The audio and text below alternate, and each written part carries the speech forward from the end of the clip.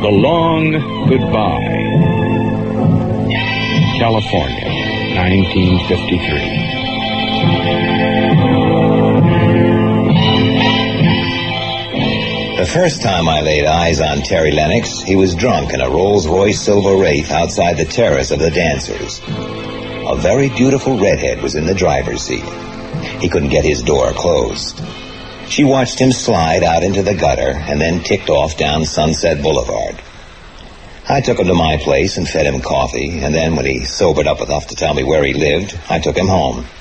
He was the politest drunk I ever met. He wasn't old, but his hair was bone white, and the right side of his face was frozen and seamed with thin, fine scars. A plastic job, and a pretty drastic one. I left him in his rented room with a half-empty scotch bottle. I'm supposed to be the tough guy, but there was something about this guy that got to me. There was no reason why I should ever see him again, but I did, and this time he was on Skid Row. I picked him up before the cops did, gave him some food and a bath, and a very mild drink to keep him together. Thanks, Marlowe. Maybe I can quit drinking one of these days. They all say that, don't they? It takes about 3 years. 3 years? Oh, you have to get used to a paler set of colors, a quieter lot of sounds, a different world. You have to allow for relapses. All the people you used to know well will get to be just a little strange.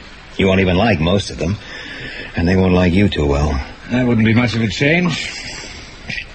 Look, I have a $200 suitcase checked at the Hollywood bus station. If I could bail it out, I could pawn it for enough to get to Vegas on the bus. I can get a job there. You're thinking that idea might have come to me a little sooner. I was thinking, were you English? I've lived there. I wasn't born there. Is this job for sure or just a hope? Fellow I knew very well in the army runs a club there. He's part racketeer, of course. They all are. The other part is a nice guy. Randy Starr? Him? I'll put up what you need. The suitcase will pawn for $50. I know from experience. You've helped me enough. I want you out of my hair because I have a feeling about you. Really? Yeah, a feeling the next time I'll find you in worse trouble than I can get you out of. I don't know why I should, but that's how I feel. Maybe it's my face. An honorable war wound. Or anyhow, the result of one. Maybe the girl who slid her Rolls Royce out from under you at the Dancers had a feeling, too. I was married to her once. Her name is Sylvia Lennox. I married her for her money. She has, her father, Harlan Potter, has a great deal. About $100 million. She wouldn't help you? I have my pride. I see you play chess.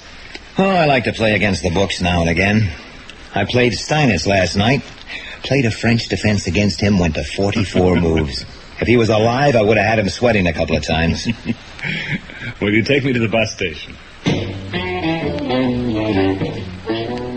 A few weeks later, I got a check for my $100 from him in Las Vegas, and a note wishing me all kinds of luck. The kick was in the postscript. Sylvia and I are starting a second honeymoon. Well, if the guy wanted to be somebody's woolly bear, it was no skin off my teeth.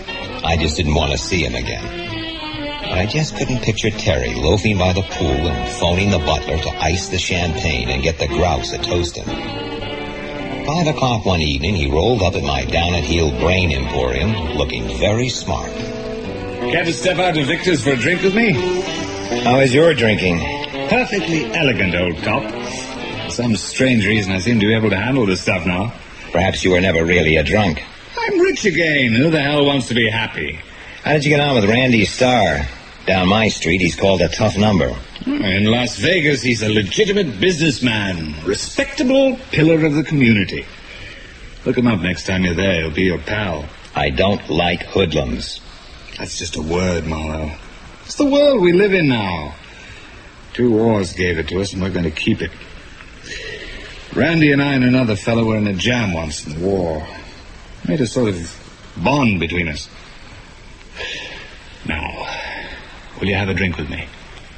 Why? I was in a jam once.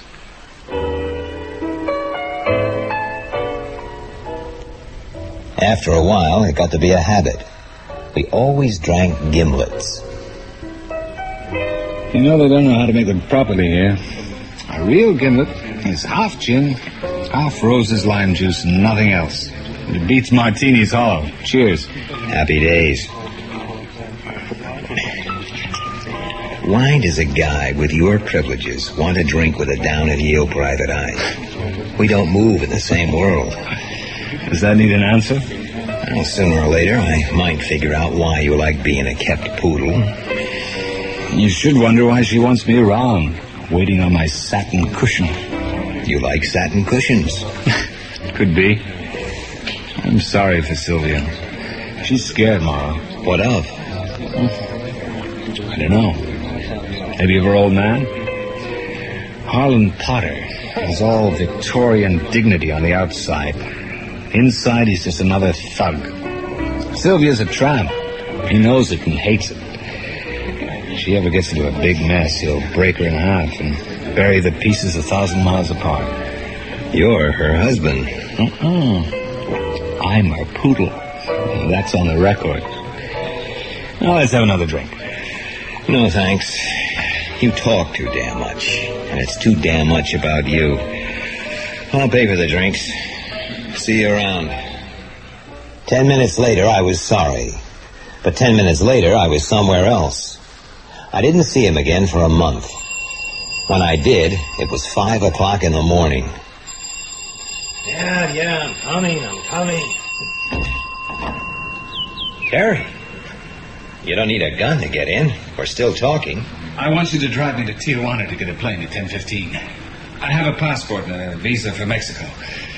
For certain reasons, I can't take a train or a plane from L.A. Would $500 be a reasonable taxi fare? Well, 500 plus the gun? Oh, that might be a protection for you, not for me. Come on in. I'm in a great deal of trouble, Philip. I'll brew some coffee. I'm a little lightheaded when I first wake up. Have you got a drink? I didn't sleep at all last night.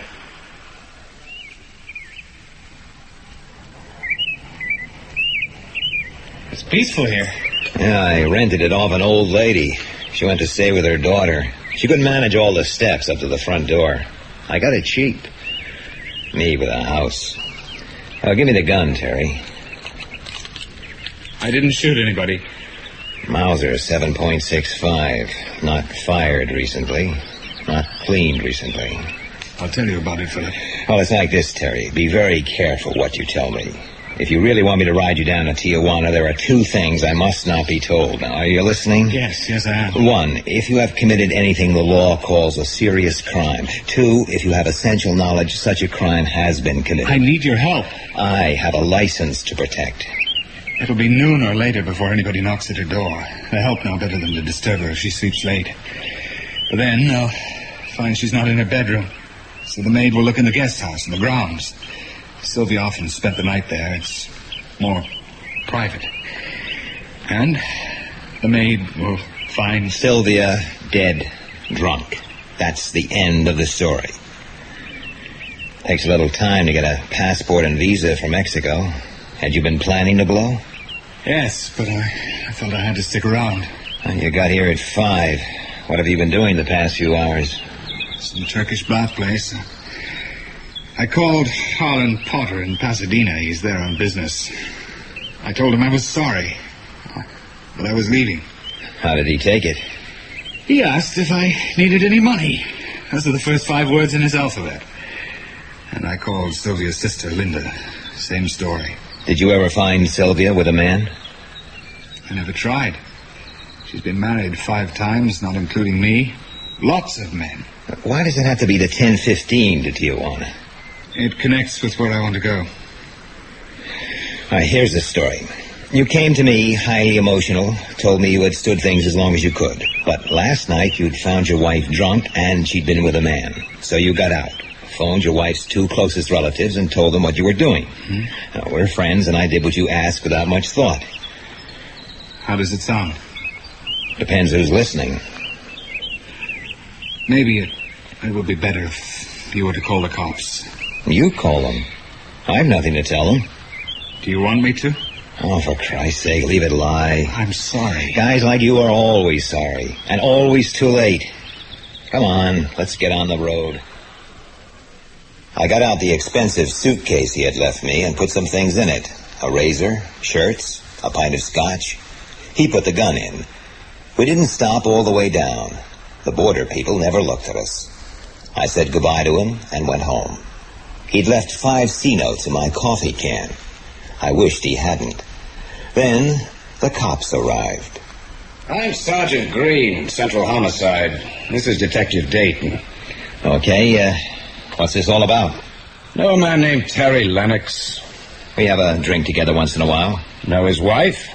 I saw her once. You saw him last when and where? Who's dead? Just answer the questions, Marlowe. We're conducting a routine investigation. That's all you need to know. Shove it, Jack. Keep that for the Juvenile Bureau. No. Dayton has passed the bar exam. You can't fool around with him. Nobody has to tell the police anything, anytime, anywhere. Lennox's wife has been murdered in a guest house at their place in Encino. Lennox has skipped out, so we're looking for a suspect in a murder case. That satisfy you? Why come to me? Your phone number was on the pad in his room. When did he call you last? Why the guest house? Seems she entertained a lot. Maybe for Lennox, too much was enough. The butler saw him go down there about 1 a.m. and come back 20 minutes later. Today, the butler finds the dame naked as a mermaid and with her face beaten to pieces by a bronze statuette of a monkey. Terry wouldn't do anything like that. He's not going to tell you, Sergeant. Once more for the record, Marlowe. Last time you saw Terry Lennox, where and how, and what you talked about, and where you've been today. What about the other guy? What other guy? Well, she didn't go down to the guest house to play solitaire. Who was with her? That comes later, after we get the husband. After you get a patsy. Terry was my friend. I've got a reasonable amount of sentiment invested in him. Enough not to spoil it just because a cop says come through. I think you helped him escape. You're a sick chicken, Marlowe. A very sick chicken. Let's go downtown to headquarters. My name is Captain Gregorius. You think you're tough. I know I'm tough. Now, Green tells me you won't talk, so I guess I better pick your nose for you. It's pretty obvious that his whole attitude was designed to create a situation where he could refuse to talk. He quoted law at us, Captain. How did you recognize it, Dayton? Oh, I forgot. You passed the bar exam. Now, Marlowe, you think any goddamn private eye is going to sit in a chair in front of me and quote law at me? Hell, there ain't a police force in the country that could do its job with a law book. You got information, and I want it. So talk. If I told you I had seen him, but had no idea a crime had been committed, and further, had no idea where he might be at this moment, that wouldn't satisfy you at all, would it? With details, it might grow into something. With your treatment, it would probably grow into making me an accessory after the fact. I'd like to cooperate, Gory, but I need legal advice and a lawyer present. Dayton's here. You see that, Dayton? You hit him on the side of the neck. It doesn't show. I must be getting old. You take a good punch, mister, and that's all you get from me. Now sit down. Thanks. We got boys over in the city jail that ought to be working in the stockyards. They live for different amusements. It takes all kinds and labor's scarce. Now, you got any more funny little ideas about what you might say if you bothered to say it? You've solved the problem for me. No man likes to betray a friend, but I wouldn't betray an enemy to you. I wouldn't tell you the time by the clock on your own wall. You're just a little old cop-hater, friend. There are places where cops are not hated, Captain, but in those places you wouldn't be a cop. Captain Gloria's office. Oh, one moment, please. It's the commissioner for you, sir. The commissioner? Give me the phone. Gregorius, Commissioner. Oh, yeah, he's in my office. Not cooperative at all. If that's a direct order, it ought to come from the Chief of Detectives, Commissioner. Well, I'll act on it till it's confirmed. Yes, sir. Hell no, sir. Nobody laid a glove on him. Yes, sir. Yes, sir. Right away. Hook him in the county jail. Suspicion. This guy's got friends. The DA has glommed the case right out of our hands. Get him out of here before I kick his face in. After 2 days, some lawyer came to get me out on bail. I told him I would stay in. He wouldn't say who sent him, but I reckoned only Harlan Potter had the influence. $100 million can buy a lot of silence and a lot of lawyers. The only useful thing he told me was that nobody had found Terry Lennox. Another day passed. Okay, Marlowe, my name is Grint. I'm from the DA's office. I want a statement from you. If the chief deputy is satisfied with it, he may release you. I didn't say you could smoke. I get so tired of it. Tired of what? Hard little men in hard little offices talking hard little words, all trying to prove you have the power. I was booked on suspicion. My phone number was on a pad. What the hell kind of a legal system lets a man be shoved in the tank because some cop didn't get an answer to some question? You think it's made gruel of my brains? You think I'm going to cry in your lap because I've been so awful lonely in this great big jail? Okay, now you got the crap out of your system. Let's have the statement.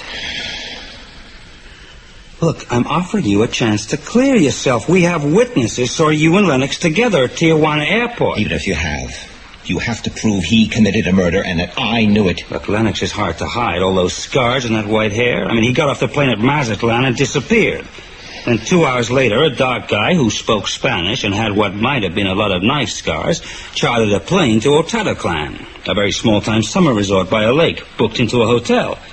The charter pilot thought the guy didn't seem kosher, so he told the local lord. Smart boy, your charter pilot. Nice to his customers. Look, Marlowe, we want a quick trial. We'll accept a plea of second-degree murder. But the family's pretty influential. I mean, this case has everything. Sex, scandal, money, beautiful, unfaithful wife, wounded war hero husband. And it could be front page for weeks. It could win an election. But the chief says shuffle it off in a fast fade. Okay, so cooperate. Give me a statement. It's over. Your story stinks. Either Terry went to a lot of trouble to get caught, or you don't know where the hell he is. I'm a public servant. Sometimes I have unpleasant duties, like now. Here's your release order. But, Marlowe, this rap is going to hang over you a long, long time. Okay, now you can go. You want to know why? You're going to tell me anyway. Lennox wrote out a full confession this afternoon in his hotel in Otataclan, and then shot himself with a Mauser 7.65. The Lennox case is closed. My house was very empty. I shaved and showered and went to bed and lay on my back listening, as if far off in the night I might hear a voice. The kind of calm and patient voice that makes everything clear. But nobody was going to explain the Lennox case to me. If Terry had killed his wife, that was fine. There was now no need to try him and bring out the unpleasant details. If he hadn't killed her, well, that was fine too. A dead man is the best fall guy in the world. He never talks back. And I couldn't even give him his $500 back. That made me sore. It's always the little things that make you sore. Well, a customer. What can I do for you? Tarzan on a big red scooter. What? You, Marlowe. Tarzan on a big red scooter. So, this is your office. You're small time, Marlowe. Very small time. How much you making a month? Well, $750 would be tops. You know who I am, cheapie. Your name is Menendez. The boys call you Mendy. You operate on the strip. That's me. And how did I get so big? You started as a pimp in Mexico. I'm a big, bad man, Marlowe. I make lots of dough. I got to make lots of dough to juice the guys I got to juice in order to make lots of dough to juice the guys I got to juice. I got a house in Bel Air, cost 90 grand. What have you got? Oh, this year I have a rented house to live in all to myself. $1,200 in the bank and a few thousand in bonds. Does that answer your question? Jesus, how cheap can I get? Stop hamming and tell me what you want. Yeah. In a war, we were 3 guys in a foxhole. Randy Starr and me and Terry Lennox. A mortar shell plops right in the middle of us, and for some reason it don't go off. Not at once. Terry grabs it, and he's out of the foxhole before Randy and me can even start to get unstuck. He throws the thing away from him and throws himself face down. It goes off in the air, and it gets the side of his face. Thanks for telling me. The Krauts got Terry.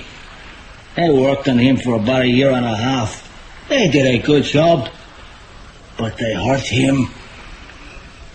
We made plenty of money in the black market after the war, and it cost us to find him. All he got out of saving our lives was half a new face, white hair, and a bad case of nerves. He was in New York, hitting the bottle. There was something on his mind, but we never knew what. Then he marries this rich dame out here, and he's riding high. And for another reason we don't know, he unmarries her. He hits bottom again, then marries her again. And she gets dead. Randy Starr and me can't do a thing for him. When he gets in a real fix, where we are experts, could have got him out of the country so fast, does he come to us? No. He goes to a sheepy like you, and he gets dead. Oh, that makes me sore. Well, what do you want me to do about it? Just lay off. He's dead. We don't want him bothered anymore. A hoodlum with sentiment. Oh, that slays me. Mandy Menendez don't argue with guys. He tells them. Find yourself another way to grab a buck. Nobody offered me dough. See you around, cheapie. Well, thanks for telling me. Let me open the door for you, Mr. Menendez. Yeah, that's more like it, cheapie. How about this? Next time you bring a cannon, or don't call me cheapie. I'm the guy to carry the gun. Chick, come in here. What happened, boss? This is Chick Agostino. He's with me. Now take a good look at this guy, Chick, because you and him might have business one of these days. Make sure you know him just in case. So long, cheapie. Over the next 2 days, the Lennox case was buried. There was a brief inquest at an odd hour, and the verdict on Sylvia was death caused with homicidal intent by her husband, himself deceased outside the jurisdiction of the court. A confession was read into the record. He was buried in Mexico. A lawyer from the family went down and attended to it. All over, finished. Then I got the letter. It contained a portrait of President Madison. His portrait adorns a $5,000 bill. I'd never seen one before. There's only about 1,000 in circulation in the whole USA. It was almost what I made in a year. The letter was headed Otataclan, Mexico. I'm writing this sitting at a second-floor window in the hotel. There's a mailbox in the street below. And when the mozo comes in with my coffee, he's going to mail this for me because I'm being watched. I want you to have the money. Call it an apology for making so much trouble, and a token of esteem for a pretty decent guy. I've done everything wrong, as usual. My hunch is that you've probably made up your mind on a certain matter. I might have killed her, and perhaps I did, but I never could have beaten her to a pulp. So, something is very sour. But the main thing is to save unnecessary scandal. I've written a confession. I feel a little sick and more than a little scared. When all you have left is the gun in your pocket, when you're cornered in a dirty little hotel in a strange country and have only one way out, believe me, pal, it's not dramatic. It's just plain gray and nasty. So, forget it and me. And first drink a gimlet for me at Victor's. And next time you make coffee, pour me a cup and put a shot of whiskey in it. and light my cigarette.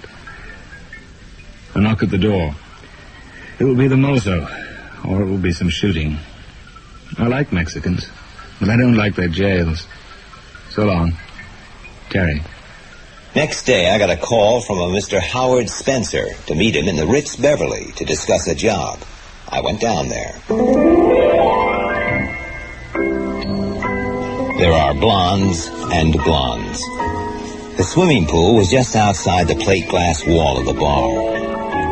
A girl in a white sharkskin suit with a luscious figure was climbing the ladder to the high board. I watched the band of white that showed between the tan of her thighs and the suit. I watched it carnally. A moment later, she flashed down at a 1.5. Spray came high enough to catch the sun and make rainbows almost as pretty as the girl. Then she came up the ladder and unstrapped her white helmet and shook her bleach job loose. She wobbled her bottom over to a small white table and sat down beside a lumberjack in white drill. He reached over and patted her thigh. She opened her mouth like a fire bucket and laughed. That terminated my interest in her. I couldn't hear the laugh, but the hole in her face when she unzippered her teeth was all I needed. Right then, a dream walked in. Her hair was the pale gold of a fairy princess. Her eyes were cornflower blue, a rare color. She was slim and tall in a white linen suit, and the old waiter had the table already pulled out the way no waiter will ever pull a table out for the likes of me.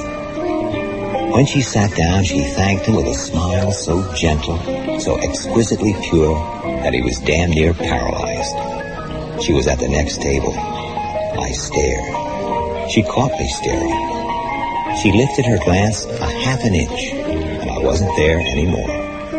There are blondes and blondes. Excuse me, Mr. Marlowe. I'm Howard Spencer. Will you join me in a drink, or is it too early? Too early. Now, Mr. Marlowe, do you read? Well, if it's part of the job, I can tackle a book. I can't stop. I get manuscripts shoved at me all the time. Free this morning, unsolicited.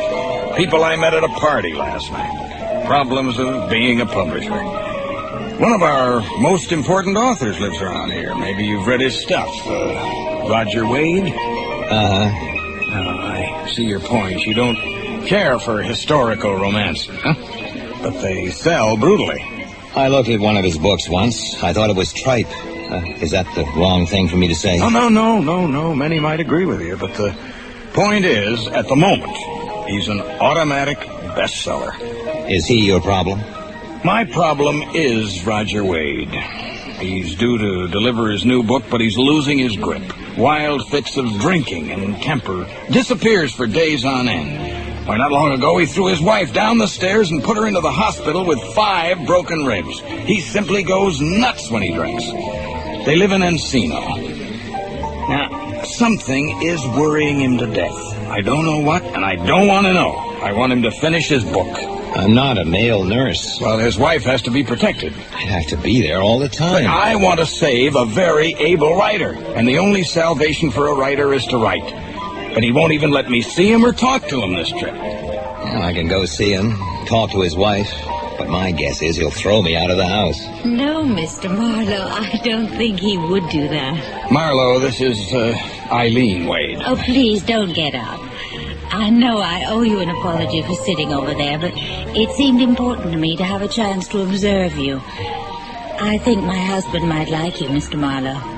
Mrs. Wade, I'm sorry. I don't think I could do any good, and it might do a lot of harm to try. Oh, don't decide too soon, please. You can't judge people by what they do. If you judge them at all, it must be by what they are. If you should change your mind, you can reach me at this number. Thank you for being here. Goodbye, Mr. Marlowe. Goodbye, Eileen. Bye.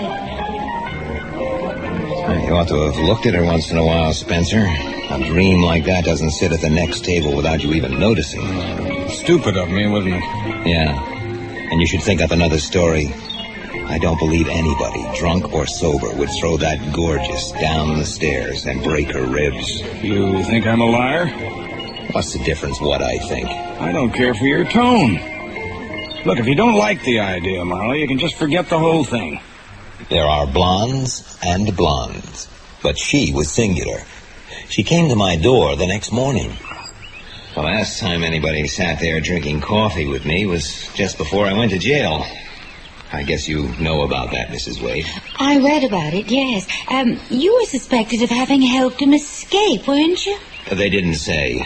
Neither did I. But I don't suppose you're interested in that. Of course I'm interested. A neighbor of ours knew the Lennoxes. He was badly wounded in the war, wasn't he? I suppose that might explain why he did what he did. Has Howard Spencer told you my husband wouldn't see him? Yes. I had to tell him a lie. My husband has been missing for 3 days, Mr. Marlowe. I came here to ask you to find him and bring him home. Has it happened before? Quite a few times. When was the last time? Oh, 3 weeks ago. Roger was brought home late at night by a man in a cowboy suit, such as you might see on the stage. Roger said he'd been at a sanatorium taking a cure. There's always a doctor in the background. Well, it takes 3 days to sober up. Why won't the Lone Ranger bring him back again? What's different? I've been married to Roger for 5 years. He was always a drinker, but now I want him found. Any idea why he drinks? I don't know. Unless it's me. Men do fall out of love with their wives. Does he always get violent when he's drunk? With women? Did he throw you down the stairs? Oh, please. Too much has been made of that. This might help. It's a note I found at his desk. Typed. He types perfectly even when he's very drunk. I do not like you, Dr. V, but right now you're the man for me. I love my husband, Mr. Marlowe. I don't want to be the means of hurting him. Whatever he's done. A well-heeled patient with incipient DTs could be money from home for half the quacks of 8 counties. So I went to see a friend of mine in the Carn organization, a big flossy detective agency that specialized in protection for the carriage trade. George let me see their file on the barred window boys. There were 3 Dr. V's. I checked them all. The last was a Dr. Veringer, who had a ranch in Sepulveda Canyon. It was closed with a for sale sign, and I was warned off by a bimbo who saw himself as the last cowboy hero. I went back after sundown and twisted his rope and found Wade in a cabin. He was pretty weak, but he was sober. He was willing to come home with me. So we paid off the quack and left. Candy, Wade's Mexican houseboy, put him to bed. By then I was feeling mad. She stood very close to me, thanking me. Mrs. Wade, did you know Sylvia Lennox? Is that why you wanted to hire me? I didn't know her personally. Your husband said he knew her. Oh, a neighbor of ours is her sister. He knew her socially. You know something?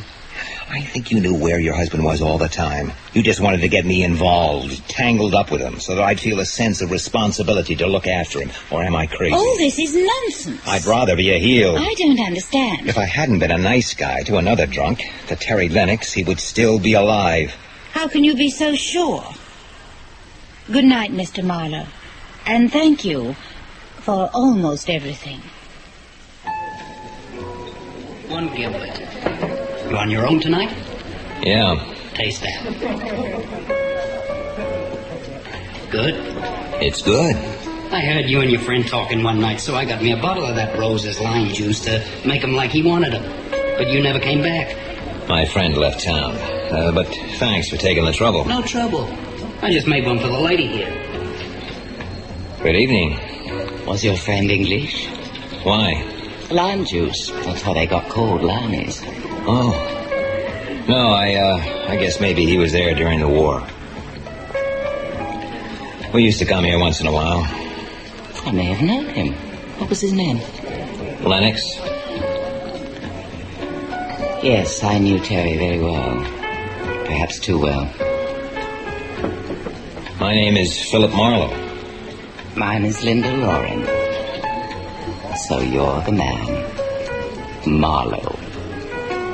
A bit of a sentimentalist, Mr. Marlowe. How about yourself? I knew him. As I said, I knew him too well. Too well to think it mattered to him very much what happened to him. But he didn't have to kill her. I wouldn't be here drinking a gimlet if I believed that. He left a confession. I haven't seen it. Could you by any chance be related to the Potter family, Mrs. Loring? Sylvia Lennox was my sister. I thought you would know. Oh, with a hush, your old man, excuse me, Mr. Harlan Potter put on this case. I'd be lucky to know she had a sister. My father's hardly that powerful and certainly not that ruthless. Isn't he? No. Father liked Terry. He said he was a gentleman 24 hours a day. Not just for the 15 minutes between the time the guests arrive and the time they feel their first cocktail. If Terry had asked him for help, I think he would have given it. But once Terry was dead, what did it matter? What are you trying to sell me? That Harlan Potter maybe had doubts and didn't lift a finger to find out? That he wouldn't dream of using his influence on the DA to drop the blanket on a murder investigation? His lawyer, not a cop, went down to Mexico to make sure Terry had put a slug in his head after he confessed. I'm told your old man is worth $100 million. For that, lady, you do business with some funny people. Let me give you a very simple word of warning, Mr. Marlowe. If you go around saying my father is that kind of man, your career is apt to be very short. I get it from cops, I get it from the hoods, and now I get it from the carriage trade. Oh, you rich people are really something. You think you can say anything you choose, it's all right. But if I hand you back a little change, that's liable to end me up in the boneyard. Goodbye, Mrs. Loring. This is for you, Marlowe. I'm on the wagon, and I hate it. And I'm going to hate the party we're having tonight. Every damn person there will be saying, "There's Roger Wade. He's an alcoholic. He's crazy. He's on the wagon." How long will that last? Let's see what happens. Here. Thanks. I want to thank you for bringing me home that night. I'm glad you came out to the house so I could do it properly. How's the work going? Fine. Except that I get tired too quick. I was always a hard man with a bottle, but when you're pushing 50, you don't snap back the same way. How long will it last? What do you think I'm running away from, Marlowe? No idea. Look, how about you coming to live here for a while? You could do me a lot of good just being here. I don't see how. Would $1,000 a month interest you? Well, would it? I'm dangerous when I'm drunk. I don't want to be dangerous, and I don't want to be drunk. I couldn't stop you. 3 months. 3 months, and I'll finish the book. I'm asking you, as a friend, I do things when I'm drunk, and I don't remember them. 3 months, $3,000. You did more than that for Lennox. I got him killed. Now, don't go soft on me, Marlowe. There's something I want to know, that I have to know. About whom?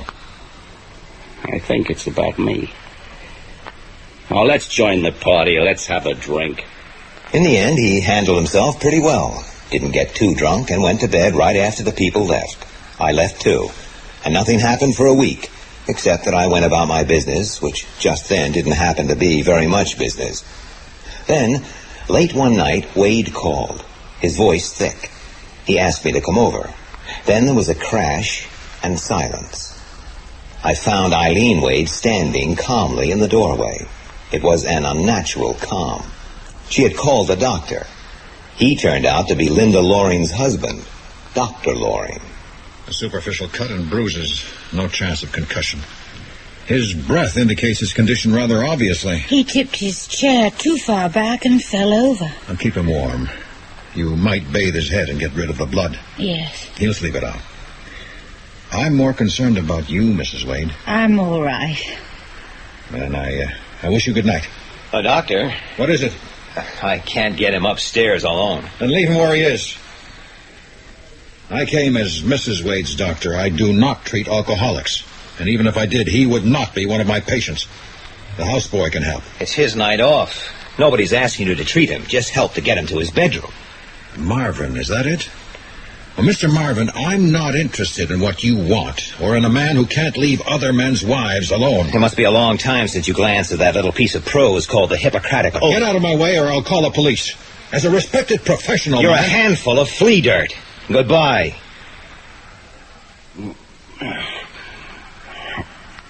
Marlowe, are you there?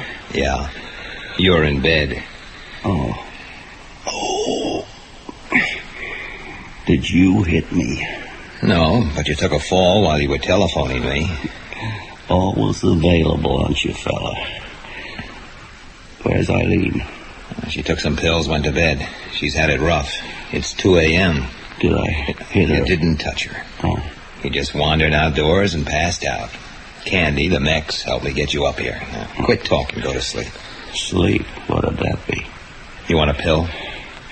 Yeah, there's some of my wife's in the drawer. Are all of these hers? This is like a drugstore. Here's some Seconal. All prescriptions by nice Dr. Loring. He made a crack tonight about other men's wives. He makes that crack every time he comes here. Probably in every house he visits. He's pretty jealous of Linda. Here, take these. He has reason. She's a hell of a lady. So's my wife. Stay away from her. There's nothing to share. Nothing. I know. Oh. Wait.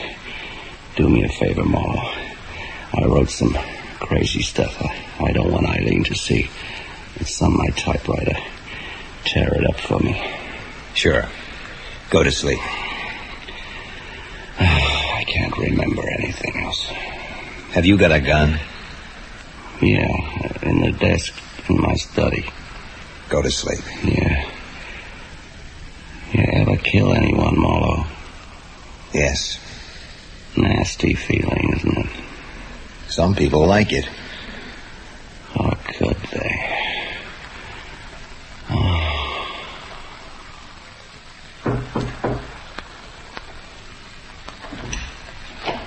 Mrs. Wade? Mm. Mrs. Wade, are you awake? Paul? Paul? Things are okay. He's asleep. I thought I should tell you. Oh, you've come back. What? I always knew you would come back to me, even after 10 years. Mrs. Wade, I waited for you. I kept myself for you, Paul. Mrs. Wade, Eileen, No. Put me on the bed. I waited for you. No. No. Oh. What time is it? 6:30. Oh. You want some coffee, senor? Candy, yeah. Oh, quietly. The boss is okay. Asleep. Why you get drunk down here on the couch? I had to. Couldn't make it with her, huh? She threw you out? Oh, have it your own way. You want it black? Yeah. Yeah. Then you scram out, huh? We don't want you here. Who's we? I take care of your boss. Oh, I'll bet you do. How much is it worth for not speaking what you know? Somebody's got to take care of him. How much on top? A couple of yards? What's that? $200. Maybe you give me 2 yards so I don't tell your boss she come out of her room last night. That could buy a whole busload of wetbacks like you. I'm no cholo. My name is Juan Garcia de Soto y Sotomayor. I'm Chilean. I know what goes on here. I look after your boss. What does go on around here? Just don't you come around here anymore. I take care of it. I'm leaving, Greaseball. Thanks for the coffee. Good morning, Candy. Oh, Mrs. Wade, good morning. I bring you more coffee. Thank you. Mr. Marlowe, I thought you'd gone home. I got drunk, but I'm leaving now. Oh, you were a wonderful help last night, Mr. Marlowe. I don't know how to thank you. I seem to remember you made a pretty good try. I had a curious dream last night. Someone I used to know was in the house. Someone whose been dead for 10 years. He died in the war. Strange, he had the same initials as you. I dreamt he was here. That's why I'm wearing this pendant today. He gave it to me. Is that some kind of military badge? Yeah. I do love my husband, Mr. Marlowe. Not as a young girl loves, perhaps, but I do love him. That improbable love only comes once.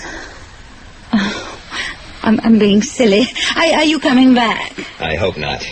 But let me know how Roger gets on. There's always another love, isn't there? Another man, another woman. Linda Loring? We are not talking about the same thing. Just what did you expect of me, Mrs. Wade? What have I got to offer?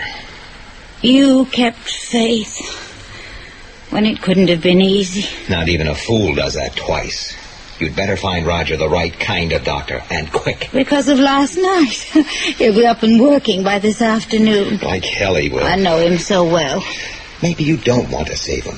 Maybe you just want to look as if you do. That is a horrid thing to say. It was the best I could do at this hour of the morning. There are blondes and blondes.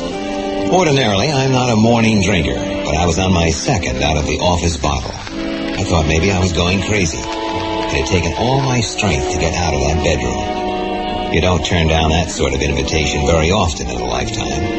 But was the invite meant for me? Something more than alcohol was the matter with the Wade family. I read the papers Wade had wanted me to destroy. They were full of disgust and drunkenness, and a few other things that almost made too much sense. Now, it was still my day for beautiful women, because then Linda Loring walked in. I'll come straight to the point, Marlowe. On that last ride with Terry down to Tijuana, he had plenty of time to talk. Did he give you a list? A list of his wife's lovers? You told me Terry killed her. A list that might include some violent and irresponsible man capable of beating her to death? Why are you making yourself so useful to Roger Wade? His publisher asked me, his wife asked me, he asked me to help him finish his book. You seem to care a lot about him. You carrying a torch for him? I hate remarks like that. Just tell me what you propose to do next. Nothing. What a waste of talent. So maybe Wade did know your sister Sylvia. He was just one of a rich collection. And Terry gave me no list. Let's leave it there. I wish we could. Perhaps I'm wrong about you. Am I wrong about you? Would you come home with me? I have a guest who would like to meet you. The old man? I don't call him that. Mr. 100 Million Harlan Potter himself. Yeah, why not? It will save time if I put my position before you. Oh, don't smoke, Mr. Marlowe. I'm subject to asthma. I believe you are interfering in my affairs. I propose to stop it. I don't know enough about your affairs to interfere in them. I know who you are and how you make your living, if you make one. I know how you became involved with Terry Lennox, that you have doubts about his guilt, and that you have made contact with a man, a writer, Wade. I understand that this refusal of yours to accept the police evidence may have given you some strange notions. Notions, Mr. Marlowe, but no proof. Well, maybe my notions aren't important, Mr. Potter, but they're all I have. You forgot to mention that you sent a lawyer to try to get me out of jail.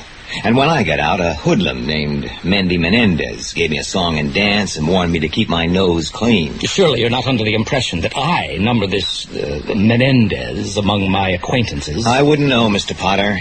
A man doesn't make your kind of money in any way I can understand. Then your daughter told me I might have a short, unhappy career if I got you mad. Are you mad, Mr. Potter? When I am, you will not have to ask me. I think all you wanted was quiet. But just what have I done to disturb you? You're exactly right in thinking all I want is quiet. I am a family man in an age when that means almost nothing. One of my daughters married a professional prig. The other made a number of foolish marriages, the last to a complacent pauper who allowed her to live a worthless and immoral life until he suddenly lost his self-control and murdered her. Not the way she was killed. Terry wasn't the kind of man to beat her to death. She was shot. What? With a Mauser automatic. She was beaten after to cover the bullet wound. Remember, he had been in the war and suffered a good deal. The gun was my daughter's.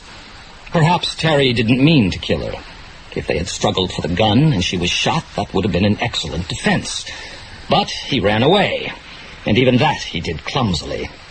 I could not permit the kind of trial that would result. To be frank, I was very glad when I learned that he had left a confession and killed himself. I'll bet. But are you convinced he killed her? Of course he did, and that is why the matter ended there. Okay, you made your point. What goes from here? I think you're a pretty honest sort of fellow. Don't be a hero. There's no percentage in it. One of these days, I may be able to throw some business your way. Goodbye, Mr. Marlowe. Thank you for coming. The black chauffeur drove me back in the custom-built Cadillac. I offered him $1, but he wouldn't take it. I offered to buy him the poems of T.S. Eliot. He said he already had them. He studied them for his degree. Then I got a call from George Peters of the Carn Organization, who had helped me find Dr. V. One of their operatives, a New York man, had been in town and mentioned he had seen a guy who looked just like Terry Lennox, the white hair and the scars, in New York about 6 years back. Only then he called himself Paul Marston. So I called Sergeant Green at Homicide. Terry had no war record in Washington. They checked. So he wasn't in the U.S. Army. You better read these pages, Wade. What are they? You don't remember asking me to tear them up last night? I don't remember a damn thing since I fell and cut my head. Why didn't you tear them up? Is your wife here? She's out shopping. And Candy? It's his afternoon off. Did Eileen see these? No. Pretty wild, isn't it? I liked the part about a good man dying for you. I owe you money. Will 1,000 be enough? I'll get my checkbook in the desk. Let me get it for you. I don't want your money. I'm looking for a gun. A Mauser. Mine's a Webley. It's not here. I mislaid things. Sylvia Lennox was shot in the head with a Mauser. I guess you think I killed her and let Lennox take the rap. But damn it, man, her head was beaten in. You don't do that just because a woman is a tramp. I'm not accusing you. But the guy who got the credit was a lot less likely than you. And what's eating you is that you're not sure yourself. Open up the bottle, pour us a couple of drinks. No. And I'll get it myself. What are you trying to do to me, huh? Do you want to tell my wife, the cops? What good'll that do? What good will the booze do? My memory is all in here. No, I think your wife should be home. Somebody has to look after you, but I'll be goddamned if it's going to be me. She'll be home. By then I'll be passed out, I hope. She can entertain you. You'd like to share her dreams and sniff the rose of her memories. Yeah, maybe I would too. But there's nothing to share. Nothing. Stick around. When I get lit enough, I'll tell you about all the women I've murdered. All right, Wade, but I won't watch you. I'll be outside, down by the lake. Yeah, go watch the blondes. Go watch the water skiers. You're as lonely as me, Marlowe. You ever hear of a guy called Paul Marston? No, never did. You're right. I just don't remember. Marlowe!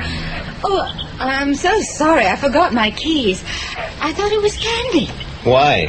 It's his day off. Oh, yes, of course. Why are you here? Is anything wrong? Well, there's a little drinking being done. I looked in a while ago. He was asleep on the couch in the study. I was down by the lake. It was lucky the speedboats had stopped. I wouldn't have heard your bell. Will you have some tea? I'm going to have some. Okay. Would you see if he's still all right? Well, will I go upstairs for a moment? Sure. Oh, Christ. I knew by the smell in the air. The Webley lay between his chest and the back of the couch. The side of his face was a smeared mask. He was still warm. He hadn't left a note. The shot must have been muffled by the speedboat. His final impulse had coincided with it. I didn't touch him. All I took was the papers he had written the previous night. I had some questions to ask. Well, Philip Marlowe. You're always finding bodies, Marlowe, ever since I've known you. I thought you were still on the DA's staff, Bernie. I am now Lieutenant Bernard Owes, Assistant Chief of Homicide, so be polite. I'll try, Lieutenant. How is Mrs. Wade? Too relaxed. She must have grabbed some pills. There's half a dozen kinds up there, even Demerol, and that's bad stuff. It's a pity she moved the body. She was rocking him in her arms. She said an interesting thing to me. She said you killed him. She didn't mean it literally. You supposed to watch the guy when he's alone? No. I was asked to, but I turned the job down. But things kept happening, and I kept having to pick him up. Lieutenant, is there anything else you want from me? Dr. Loring, yeah. What did you give her Demerol for, Doc? I prescribe for my patient as I think proper. I am not required to explain why. She's got a regular drugstore up there. And you just hand them on, huh? Is the lady suffering from something serious? A drunken and violent husband can be a very serious complaint indeed for a sensitive woman. You wouldn't treat him, huh? That is impertinent. I shall report you. Yeah, do that. Look, let me make it clear. I do not treat alcoholics. And I shall do exactly what I think best for Mrs. Wade. She suffers from asthma. Goodbye. Oh, you gotta be diplomatic with this kind of people. Do you know whose son-in-law he is? Yeah. I'm bleeding internally with panic. Still, it means there'll be no reporters on my back. You want to blow? If you'll let me. I thought I was a suspect. We might oblige you later. You were alone in the house with him. But so far, it's a typical suicide wound. Too much blood on the gun for prints. Oh, make sure you check the alcohol concentration in his blood. Yeah, it might be too high. But somebody would have to come along, know where the gun was, find him drunk enough to be asleep, wait for the speedboat to make enough noise. I'm assuming if you were going to kill a guy, you'd do it a little less obviously. I don't buy it. Yeah. I'll be home if you want me. Do that. You know what else I don't figure? This man Wade was a big-time writer. I mean, I don't go for his sort of crap, but I'm just a cop. He had the dough, reputation, beautiful wife, house. What the hell made all that too tough to live with? Now, if you know, you'd better get ready to lay it on the line. See ya. When I got home, I mixed a stiff one and stood by the open window and listened to the ground swell of traffic on Laurel Canyon Boulevard and looked at the glare of the big angry city hanging over the shoulder of the hills. Out there in the night of 1,000 crimes, people were dying, being maimed, cut by flying glass, crushed under wheels, being beaten, robbed, raped, and murdered. People were hungry, sick, bored, desperate with loneliness or fear, cruel, feverish, shaken by sobs. A city. Rich, vigorous, and full of pride. Lost, beaten, full of emptiness. It all depends on where you sit and what your own private score is. I didn't have one. I didn't care. Hey, Marlowe. Lieutenant. Call me Bernie, like the old days. Okay, Bernie. Join me in a cup of coffee. Yeah. And a donut, buddy. What did you think of the inquest? Kid gloves. You liked the suicide verdict, didn't you? What else could it be? Yeah. I'm past 50. I'm an old cop. And an old cop is an old bastard. Philip, I don't like a few things about this. Such as? I don't like that he left no note. He was drunk. That guy wrote letters to himself. Drunk or sober, he hits that typewriter. That guy would have left a 2-page letter. The next thing I don't like is that he pulled the trigger just when the boat would hide the shot. And the wife forgot her keys on the staff's day off. She rang the bell. She could have walked around the back. Suppose she arrives, sees you down by the lake, didn't forget her keys, went in, got the gun from wherever it was hidden, waits for the right moment, plugs him, goes out. Then rings the doorbell. Yeah, you forgot the basic question. What motive? Yeah, that knocks it. If she wanted money, she could have divorced him. She had a good cause, Sylvia Lennox. And she had to arrive at just the right time. Unless you were in on it with her. What kind of a crack is that? The next houseboy says you were in her room the night before. He said a lot of things he couldn't prove. Oh, lay off, Bernie. You were pretty helpful to those people, and you didn't make a dime. You were pretty helpful to Lennox, the way I hear, and you didn't make a dime out of that. What do you do for eating money? You got a lot saved up so you don't have to work no more? I'm a romantic. I hear voices crying in the night, and I go see what's the matter. I don't make a dime that way. I got a $5,000 bill that I'll never spend because something was wrong with the way I got it. I take it out and look at it once in a while, though. That must be a phony. Except they don't make phonies that big. So what's your point with all this yap? No point at all, Bernie. Yeah? I know when I'm being kidded. And I know when a guy is holding out on me. The wise guy never fools anybody but himself. Take it from me, I know. There's my dimes. For the coffee and the donut. Okay, shake it, girls! Come on, shake it! Hello, Mindy. Oh, hello, Chippy. Hey, sit down and talk. I'm looking over some acts for my floor show. Ah, you could cut your throat for one. Yeah, and what would I do for an encore, huh? Okay. Take a break, kids. You've been keeping your nose clean, Chippy? All I want is some more information, Mindy. Like about Paul Marston. Never heard of him. That was the name Terry used one time in New York. So? There's no record in those names with the U.S. Army. So either that foxhole yarn of yours was all tamales, or it happened somewhere else. Take a kind word and forget the whole thing, huh? You mean I do something you don't like and I'm swimming to Catalina with a streetcar on my back? Don't scare me, Mendy. You ever been in England? You read the evening paper? No. Front page story about the big Willie Magoon, the vice squad bimbo. Seems he tried to shake down 4 boys in a car with a Las Vegas registration. Now he has both arms in plaster and his jaw wired in 3 places and 1 leg in high traction. Magoon ain't tough anymore. Yeah.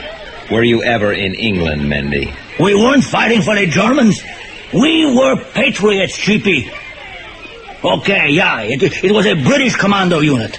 It happened in Norway on an island off the coast, 1942. Now will you lie down and rest? Terry was my pal. I got feelings too, you know. Okay, girls, let's have you back then. And remember Big Willie Magoon. He'll never dance again. Oh, your secret is safe with me. Come on, girls! Keep it moving! Let's have some action here!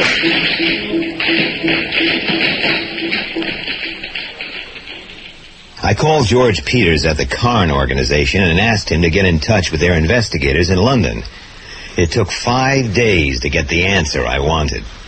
By then, Howard Spencer was back in town. He was still after Wade's unfinished novel. I told him what had happened, and Bernie Old's suspicions, and asked him to take me to see Eileen Wade. I needed a witness. I don't know anything about this, Eileen. Of course. I see you're wearing that pendant again. I often do. It was given to me by a very dear friend a long time ago. It's a British military badge, isn't it? A jeweler's reproduction of one, yes. May I see it? Here. Why are you so interested? It's the badge of a territorial regiment called the Artists' Rifles. The man who gave it to me was lost in Norway in the spring of that terrible year, 1940. Eileen was in London all through the Blitz. Were you in love with this man? He was in love with me. This badge came into existence when the Artists' Rifles were made over into a special air service outfit in 1947. Oh, there must be some mistake. That's one way of putting it. Is the other way to say I'm a liar? That I never knew Paul, never loved him. He was never missing in action. He never gave me that badge, that I bought it in a curio shop. I think you did. But Paul Marston was missing in action in Norway in 1942. The war was a rough time, Marlowe. Yeah. Memories get confused. Yeah. This is a certified copy of a marriage certificate, August 1942, from Somerset House in London. Paul Edward Marston and Eileen Victoria Samsel. Was that you? Yes, it was. Marston was a fake name. In the Army, you had to have permission to get married. He faked his name instead. But I have his Army history under his real name. Howard, please understand that the man was dead long before I met Roger. I never stopped using my maiden name. Roger knew all about it. How he was killed in action. Lost me. Your husband denied knowing the name Paul Marston. Howard, must I be subjected to this? I don't understand why you lied about the dates of 1940 instead of 1942, wearing a badge Marston couldn't have given. He did. Perhaps not this one. Oh, it's like a dream to me. Perhaps I'm lost. Perhaps I don't want to remember. So many friends were killed in the bombing. Always the kind and gentle ones get killed. Let's stop this, Marlowe. One more question. Did you ever see Paul Marston again? How could I when he was dead? Of course. Now, I think we'll get back to town. I'll just collect the manuscript and, I'm sorry. Spencer, I told you Marston was a fake name, and he wasn't reported killed, just missing. He was taken prisoner. He was in New York using that name 6 years ago. I heard about it because the scars made him conspicuous. What? Paul Marston was Terry Lennox, and he lived just down the road. Eileen? I saw him just once. He was dreadfully changed. Not my memory. He knew me. It was at a party at Linda Loring's. We didn't speak. The next day he left his wife. Then I heard she divorced him. He was down and out. I used to dream that I would find him one day, just as he was. I wasn't prepared. And then he married her again, that whore. A whore had also been with my husband. Did Roger kill her? Did he tell you? It was tearing him to pieces not to. He didn't know. He couldn't remember. Well, that sort of thing doesn't happen. I was there. I saw him do it. I spied on them. I should be ashamed of that, I suppose, but I'm ashamed of nothing. The time came, as it must to people like Roger, when he was no longer a satisfactory lover. She screamed at him, stark naked. Then she tried to hit him with the statuette of the monkey. Roger was drunk. He'd had sudden spells of violence before. Oh, you can guess the rest. He was my husband. He'd done an awful thing, but she was an awful woman. Have you any more to tell us? It was destroying him. Perhaps he'll remember that afternoon he killed himself. We'll never know. Do we want to know? Please, Howard, I'm very tired. I can't answer anymore. I must lie down. Of course. Sylvia Lennox wasn't beaten to death. She was shot to death first by a Mauser. Oh, you don't happen to have one? I've told you my story. I'm going upstairs now. I do not wish to be disturbed any further. What was all that? Did she kill Sylvia Lennox? Yeah. Shot her and then beat her face to pulp. That set up Wade as our suspect. But Terry was a gentleman. He protected her. He took the rap. Except that I didn't believe it. So she had to know how much I knew. And in the end, she had to kill Wade to stop him talking. We've got to call the police. Tomorrow. Oh, but damn it. We haven't enough hard evidence to fill a traffic ticket. Let the boys who are paid for it work it out. Why, there's such a thing as justice. Tomorrow. Well, I suppose you know what you're doing. Anyway, she must be at least a little insane. They'd never convict her, would they? They won't try. The cops closed this case. But she doesn't know that. I was a one-man death watch through the dark hours until I got the phone call from Candy. I knew he had listened to all we said. He knew the score. And he had been loyal to his boss. He had left her alone until the morning.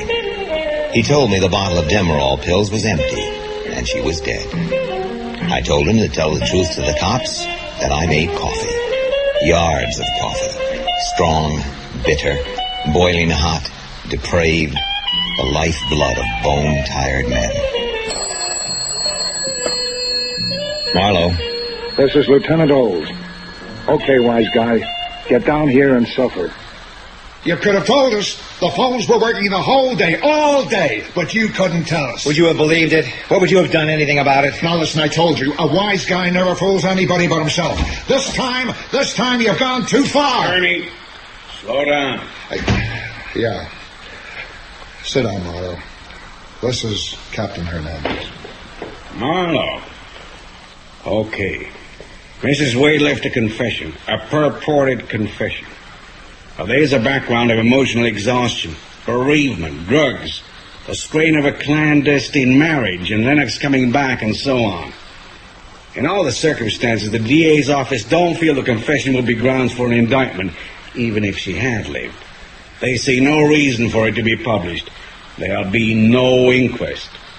That's what the DA's office has told me. I was all set to put her in for questioning. I'd evidence. Wade did have too much alcohol in his blood. He couldn't have killed himself. Did you find a Mauser? The Mex found it. He says Wade never threw her downstairs. She fell. She drove the guy nuts. She was a dream girl. Some of her was here and now, but a lot was there and then. If she ever got hot, it wasn't for her husband. Goodbye, coppers. What are you not convinced about? If anybody had bothered to do any real solid work on the Lennox case in the first place, they would have dug up the connections. That's not how police investigations work, and you know it. You don't fool around with an open and shut case when you have a written confession from Lennox and a suicide afterwards. So, now you have two confessions for the same crime. I take it you believe hers, but the DA says no publicity, so I stir it up. The truth doesn't matter. Are you telling us? We have our instructions. I have to go down the hall. Before you go, you might want to read her confession. Here. And listen, there are 5 photocopies in the file. Don't touch them. I made them myself. They're not official. Come on, Bernie, it's over. We've got work to do. 1, 2, 3, 4, 5, and 6. Thanks. Thanks, Captain. I took it straight to Lonnie Morgan of the L.A. Journal. I was drinking a gimlet in Victor's when the evening edition hit the street. It was on page 1. I drank another gimlet and thought about Terry down there in Mexico writing a confession. And a bell that should have rung long before rang in the back of my head. I took a cab back to my quiet, empty house, set by itself at the top of all those steps. The door was lying open. Mendy and some out-of-town boys were waiting for me. He started giving me the treatment Big Willie Magoon got. Then Bernie Olds walked in like the 5th Cavalry. Magoon was a lousy cop, but still a cop, so they couldn't let Mendy get away with it. Captain Hernandez had set me up. The leaked confession had been the bait to flush him out. They even had Randy Starr's cooperation. He sent the boys himself from Vegas. They were cops. Starr was on the police commission there. Police business. Wonderful, uplifting, idealistic work. Marlowe. This is Linda Loring. I've just come back from Lake Tahoe. Someone up there is boiling about what was in the paper. Fortunately, my almost ex-husband got most of the blame. But what do you mean, almost ex? Paris is an excellent place for a quiet divorce, and for once father approves. You should go away, too. Why? You tried so hard to do the right thing, but... They've been here. What? They had nothing to do with your father. Are you all right? You care? Of course I care. Well, I'm a little bruised. I'm just going to have a drink to ease the pain, if you care to join me. I'm packing to catch a plane, but... Well, perhaps I could fit a drink in. Just one. Where? I haven't a car tonight. Then I'll come to your place.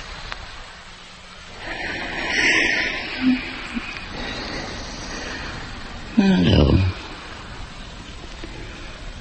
would you consider marrying me? It wouldn't last 6 months. For God's sake, what do you expect from life? I'm 47. I'm spoiled by independence. I'm 36. It's not a crime to have money or to marry it. We could both fly to Paris. Do you have something against marriage? Well, for 2 people in 100, it's wonderful. The rest, just work at it. In 10 years, you wouldn't know me in the street. You bastard. I want more champagne. This way, you'll remember me. You conceited bastard. Why should I remember you? I'll get the champagne. I've paid you the greatest compliment I know how to pay. I asked you to marry me. You paid me a greater compliment. Oh, you fool, Marlowe. You utter fool. All right, I won't remember you in 6 months. Bring out the champagne. The French have a phrase for it. Dire adieu, c'est mourir un peu. To say goodbye is to die a little. The bastards have a phrase for everything, and they are always right. Well, there was just one more thing to do. I went to Potter's lawyer and asked him what he had seen in Mexico. He told me about the body. I asked him why a town with only one street like Otataclan would have a street mailbox. Then I waited. A month later, an elegant Mexican walked into my office. He had dark hair and a mustache, and a note from Randy Starr introducing him as Cisco Mayoranas. Senor, I was at the hotel at the time, working there as day clerk. The mozo was afraid to go up to Senor Lennox's room. I went. He gave me the letter and some money, which I did not take. He had it gone. I hid the letter. I was going down the stairs when I heard the shot. Any Americanos at the hotel? 2, on a hunting trip. Did they go near the room? Why should they? Go back to Starr and tell him to send somebody who knows what he's talking about. Senor, you doubt my word? Did you mail the letter in the box in front of the hotel? Otataclan is a very small place. He has no need of a street mailbox. You never went to his room for a letter? The 2 Americans went there. I'm telling you what I think happened. One of them was Menendez. He bribed the local police. Then they slugged Terry, put a blank in the Mauser, put it to his head, and made a nasty powder burn. Then he was doped and packed in ice, so that Potter's lawyer thought he saw a cold and very dead stiff. The next day, a coffin with stones in it was buried. Possible? If the Senor Menendez had relatives in Otataclan, possible. But you are still accusing me of lying. You say I did not go to the room for the letter? No. You were already there. You were writing it. I suppose it's a little early for a gimlet. You like the plastic surgery, old top? They even changed my nose. How close did I come? Close enough. Mendy didn't like me writing to you, but I held out for that. He undersold you. He didn't notice the bit about the mailbox. Did you know who killed Sylvia? It's pretty tough to turn a woman in for murder. Even if you knew her long ago and in another country. How is Mendy these days? Retired to Acapulco. How about that gimlet? Here. Your portrait of Madison. I enjoyed playing with it. The 500 is still in the coffee can. I'll keep that for expenses. Keep it all. You could have let things lie. Sure. After Eileen killed her husband and got away with it, she might have gone on to better things. What did he matter? He just wrote books. I didn't see any choice. I was the prime suspect. I got scared. Mendy was there to help. I only had a few hours to sort it out before I got to you that morning. What should I have done? Pick up the money, Terry. We were pretty good friends once. Yeah. For a long time I couldn't figure it. Till I realized you were a nice guy only because you had a nice nature. You're a moral defeatist. Maybe the war did it to you. Maybe you were born that way. I grew up in an orphanage in Montreal. The act is all there is. I couldn't have told you any more than I did that morning. You wouldn't have stood for it. Well, thanks for saying that. I came back too late. You wouldn't have come back at all if I hadn't smoked you out. I am what you see. Senor Mayoranos, who lives in Mexico and has a nice time. Adios, Senor Mayoranos. Goodbye, Marlowe. I sat and I sat. Maybe I wanted him to come back and talk me out of the way I felt, but he didn't. Nobody could. That was the last I saw of him. It was goodbye. Goodbye to all of them, including Linda. Except the cops, of course. No way has been invented to say goodbye to them in this cruel world.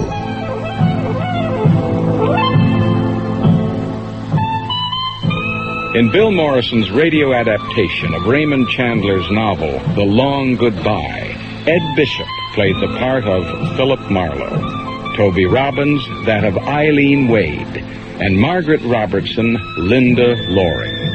Roger Wade was played by David March, Terry Lennox, Peter Marinker, Howard Spencer, Don Fellows, Mendy Menendez, Blaine Fairman, Bernie Oles, Harry Taub, Dr. Loring, Paul Maxwell, Harlan Potter, Bob Sherman, Captain Hernandez, Gordon Stern, Lonnie Morgan, Henry Knowles, Grants, Rod Beecham, Sergeant Green, William Roberts, Detective Dayton, Neville Jason, Willie Magoon, Bill Morrison, Chick Agostino, Malcolm Gerard, Candy, Anthony Daniels, and the barman, Brian Hewlett. The music consultant was Adrian Edwards. The play was directed by John Tideham.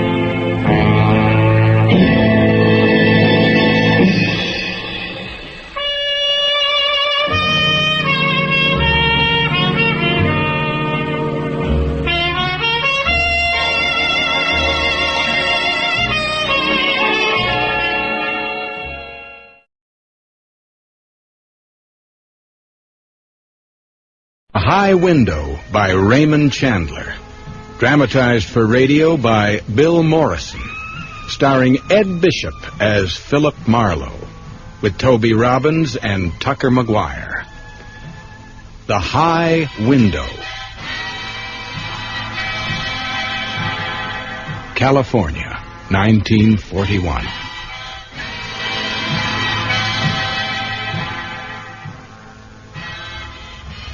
The house was on Dresden Avenue in Pasadena. A big, solid, cool-looking house with half an acre or so of fine green lawn drifting down to the street. At the door, on a concrete block, was a little painted Negro in white riding breeches and a green jacket and a red cap. He was holding a whip, and there was an iron hitching ring in the block at his feet.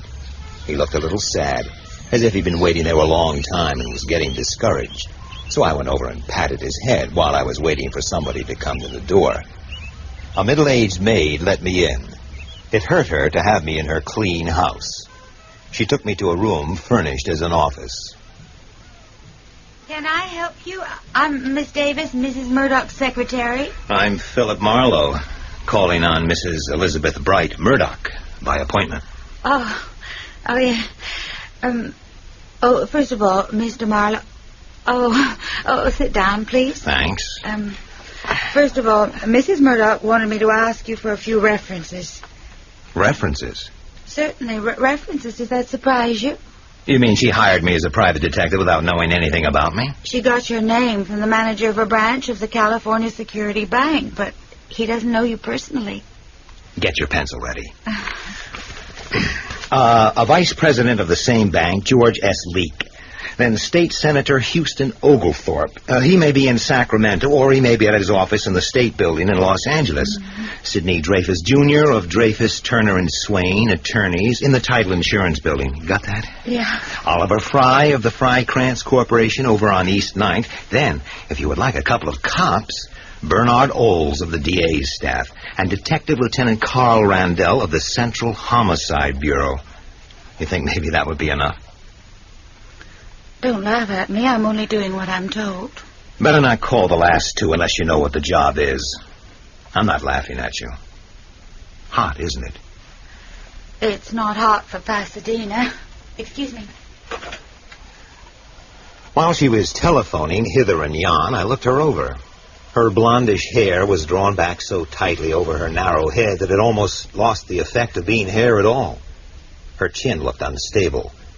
The whole face had a sort of off-key neurotic charm that only needed some clever makeup to be striking. She didn't wear any. When she finished her call, she asked me to wait and went out. I went round her desk, looked in the drawers. It wasn't any of my business. I was just curious. It wasn't any of my business that she had a small Colt automatic in the drawer. I shut the drawer and waited to be taken into the presence of Mrs. Murdoch. Mr. Marlowe, would you come this way? Mrs. Murdoch reclined on a chaise lounge with a glass of port in her hand and the bottle handy at her elbow. She had a lot of face and chin. She had pewter-colored hair set in a ruthless permanent, a hard beak, and large, moist eyes with a sympathetic expression of wet stones. There was lace at her throat, but it was the kind of throat that would have looked better in a football sweater. She let me stand while she finished her glass and filled it again.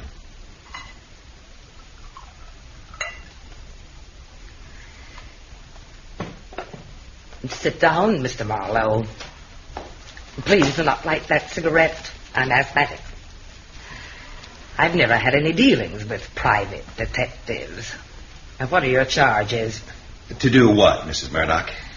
It's a very confidential matter, naturally.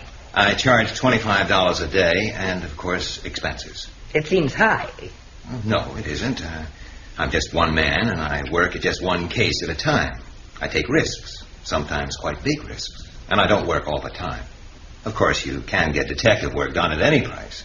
And what is the nature of your expenses? Little things that come up here and there. You never know. I should prefer to know. You'll have a chance to object. And how much retainer would you expect? $100 would hold me. I should hope it would. From people in your position, Mrs. Murdoch, I don't necessarily have to have a retainer. Mr. Marlowe, I'm a strong-minded woman, but don't let me scare you. Because if you can be scared by me, you won't be much use to me. My asthma. I drink this wine as a medicine. That's why I'm not offering you any. Sure. Now, here is the situation. Something of considerable value has been stolen from me. I want it back, but I don't want anybody arrested. The thief happens to be a member of my family by marriage, my daughter-in-law. A charming girl, tough as an oak board. I have a damn fool of a son, but I'm very fond of Leslie. About a year ago, he made an idiotic marriage without my consent. This was foolish of him because he is quite incapable of earning a living, and he has no money except what I give him, and I am not generous with money. Who is the lady? A nightclub singer called, appropriately enough, Linda Conquest. They lived here. We didn't quarrel because I don't allow people to quarrel with me in my own house. I paid their expenses. And no doubt the lady found life rather dull. No doubt she found my son dull. I find Leslie dull myself. At any rate, she moved out abruptly a week ago without a forwarding address or a goodbye. And you say she took something? A coin. A rare gold coin. Called a brasher doubloon. The pride of my late husband's collection. It is a mint specimen. Said to be worth over $10,000. But pretty hard to sell. I didn't miss the coin until yesterday. I should not have missed it then, as I never go near the collection. Except that a man called Morningstar called up. Said he was a dealer, and was the coin for sale. I was curious. Why? If the man was a dealer of any repute, he would know that the coin was not for sale. My husband provided in his will that no part of the collection might be removed from this house. I told Mr. Morningstar as much and hung up. Then I went upstairs and found the coin had gone from its locked case. Just what do you want done? In the first place, I want the coin back. In the second place, I want an uncontested divorce for my son, and I don't intend to buy it. I dare say you know how these things are arranged. I may have heard. I'll have to talk to your son. Leslie knows nothing. Not even that the doubloon has been stolen. I don't want him to know. When the time comes, I'll handle him. He will do exactly what I want him to. Oh, he hasn't always. His marriage was momentary impulse. It takes 3 days to have that kind of impulse in California, Mrs. Murdoch. Young man, do you want this job or don't you? If I'm told the facts and allowed to handle the case as I see fit. This is a delicate family matter. It must be handled with delicacy. If you hire me, you'll get all the delicacy I have. But I take it you don't want your daughter-in-law framed. I'm not delicate enough for that. You'll do, Mr. Marlowe. Well, I'll need a photo of the lady and some information. In the desk drawer. I know almost nothing about Linda. She once shared an apartment with another entertainer, Lois Magic. They worked together at a place called the Idle Valley Club, owned by a man named Morley, I believe. Leslie knows it far too well. I will ask him if he knows the address of this Lois Magic. This lady is quite a looker. One thing, if I find that the lady did not steal the coin, that ends this investigation as far as I'm concerned. She stole it all right, and I don't intend to let her get away with it. Paste that in your hat, young man. And I hope you are even half as rough as you like to act. Because these nightclub girls are apt to have some very nasty friends. Oh, I like them nasty. The nasty ones have simple minds. Well, I'll report to you when there is anything to report, Mrs. Murdoch. You don't like me very much, do you? Does anybody?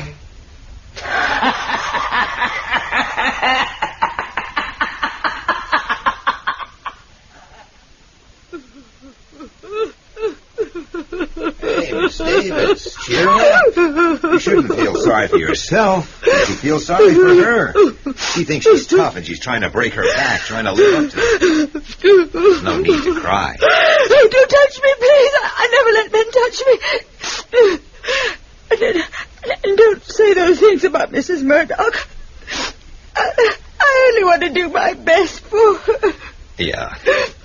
What do you know about a Miss Lois Magic? She only came here once with Mr. Vanier. What does she look like? Blonde, very appealing. You mean sexy? Well, in a nice, well-bred sort of way, if you know what I mean. I know what you mean, but I never got anywhere with it. I can believe that. Oh. Know where Miss Magic lives? No. Mr. Marlowe, I wouldn't carry that tough guy manner too far if I were you. And I can't answer any more questions. My position here is very confidential. I'm not tough, just virile. Perhaps I don't like virile men. You're a screwball if ever I met one. As I went out, I patted the little Negro on the head again. It's even worse than I expected. When I left there, I was followed by a small sand-colored toupee with a fat man wearing a pork pie-type straw hat with a tropical print band. I got rid of him and went on down to my 2 rooms in the Gangler building. The reception room was empty of customers. It was empty of everything but the smell of dust. It had been for too long. I went into my office. 3 hard chairs, a swivel chair, desk, 5 filing cases, 3 of them full of nothing, a calendar, a framed license, phone, hat rack, carpet, and 2 open windows with net curtains that puckered in and out like the lips of a toothless old man sleeping. The same stuff I had last year and the year before that. Not beautiful, but better than a tent on the beach. Come in. You're Marlowe? Yeah. I'm a little disappointed. I rather expected something with dirty fingernails. Come on in, and you could be witty sitting down. Thank you. All set? Pulse and respiration normal? You wouldn't like a cold towel on your head or anything? A private detective. A shifty business, one gathers. Keyhole peeping, raking up scandal, that sort of thing. You here on business or just slumming? My name is Leslie Murdoch. I understand my mother has employed you on a job of some sort. Has she? Yes. A little worm told me. Often trodden on, but still somehow surviving, like myself. You were hired to find my wife, aren't you? Marlowe, I'll try very hard, but I don't think I'm going to like you. I'm screaming with rage and pain. Why should my mother want Linda found? Why should she pay? My mother hates to spend money. She thinks money is part of her skin. Who said she did? But you implied... Merle said... Merle talks out of turn. You wouldn't tell Mother. Anyhow, Mother couldn't do without Merle. She has to have somebody to bully. Well, she might yell at her or even slap her face, but she couldn't do without her. Look, Marlowe, please be reasonable and give me an idea what it's all about. Would a couple of $100 make any... What? I ought to bop you.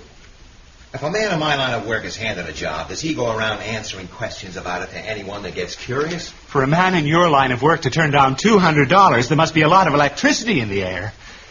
Listen, Marlowe, I love my wife. I know she doesn't love me. She hasn't really had a lot of fun being married to me. You're just too modest. Maybe it's not Linda. Maybe it's something else. Maybe it's Morny. Maybe it is. I didn't think Mother knew about that. Did he call her? He promised not to. Just how much are you into him for? I owe him $12,000. What kind of a lad is Morny? Tough? I suppose he is. He used to be in pictures, screen heavy. Linda just sang at his Idle Valley Club, you know. And if you are looking for her, you'll have a hard time finding her. She's not buried in the backyard, I hope. Will this show you I'm serious? You'd better get a bigger gun, Leslie. That thing wouldn't shoot bees. Get this straight. If anybody tries to push Linda around, he'll have to push me around first. Tuck the gun back in your garter.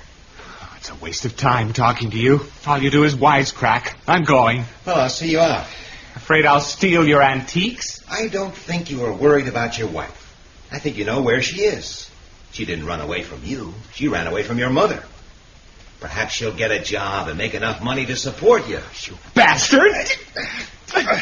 If you want to hit somebody, do yourself a favor and pick a midget. An old midget. Let me go. How come your old man didn't leave you any money? If it's any of your rotten business, Jasper Murdoch was not my father. My father was a man named Horace Bright, who lost all his money in the crash and jumped out of his office window. Now, if you're satisfied, I'll be on my way. I'm doing you a favor. A gun-toter oughtn't to insult so easily. You better ditch it. I'm sorry I took a swing at you. Probably wouldn't have hurt much if it had connected. Oh, that's all right.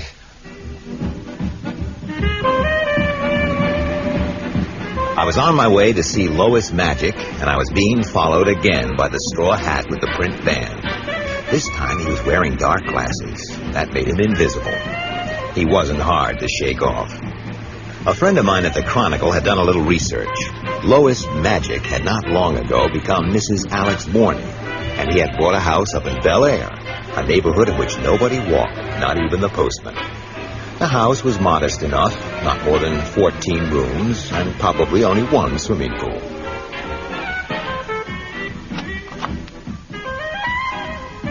At the side of the house, a chauffeur, who looked like an overgrown jockey, was washing a Cadillac. According to him, nobody was home. I showed him my card. Private dick, huh? How's a little old expense account? Fat with inactivity. Well, for $5 I could start thinking. I wouldn't want to make it that tough for you. All I want to know is whether Mrs. Morny is home. Does that rate more than $1? You ain't working for Morny, are you? Sure. You're a liar. Sure. $2. You have them. She's in the backyard with a friend. A nice friend named Vanier. I mean, you get a friend that don't work and a husband that works, you're all set, see? You'll be all set in an irrigation ditch one of these days. Not me, Jack. I'm wise. I know how to play him.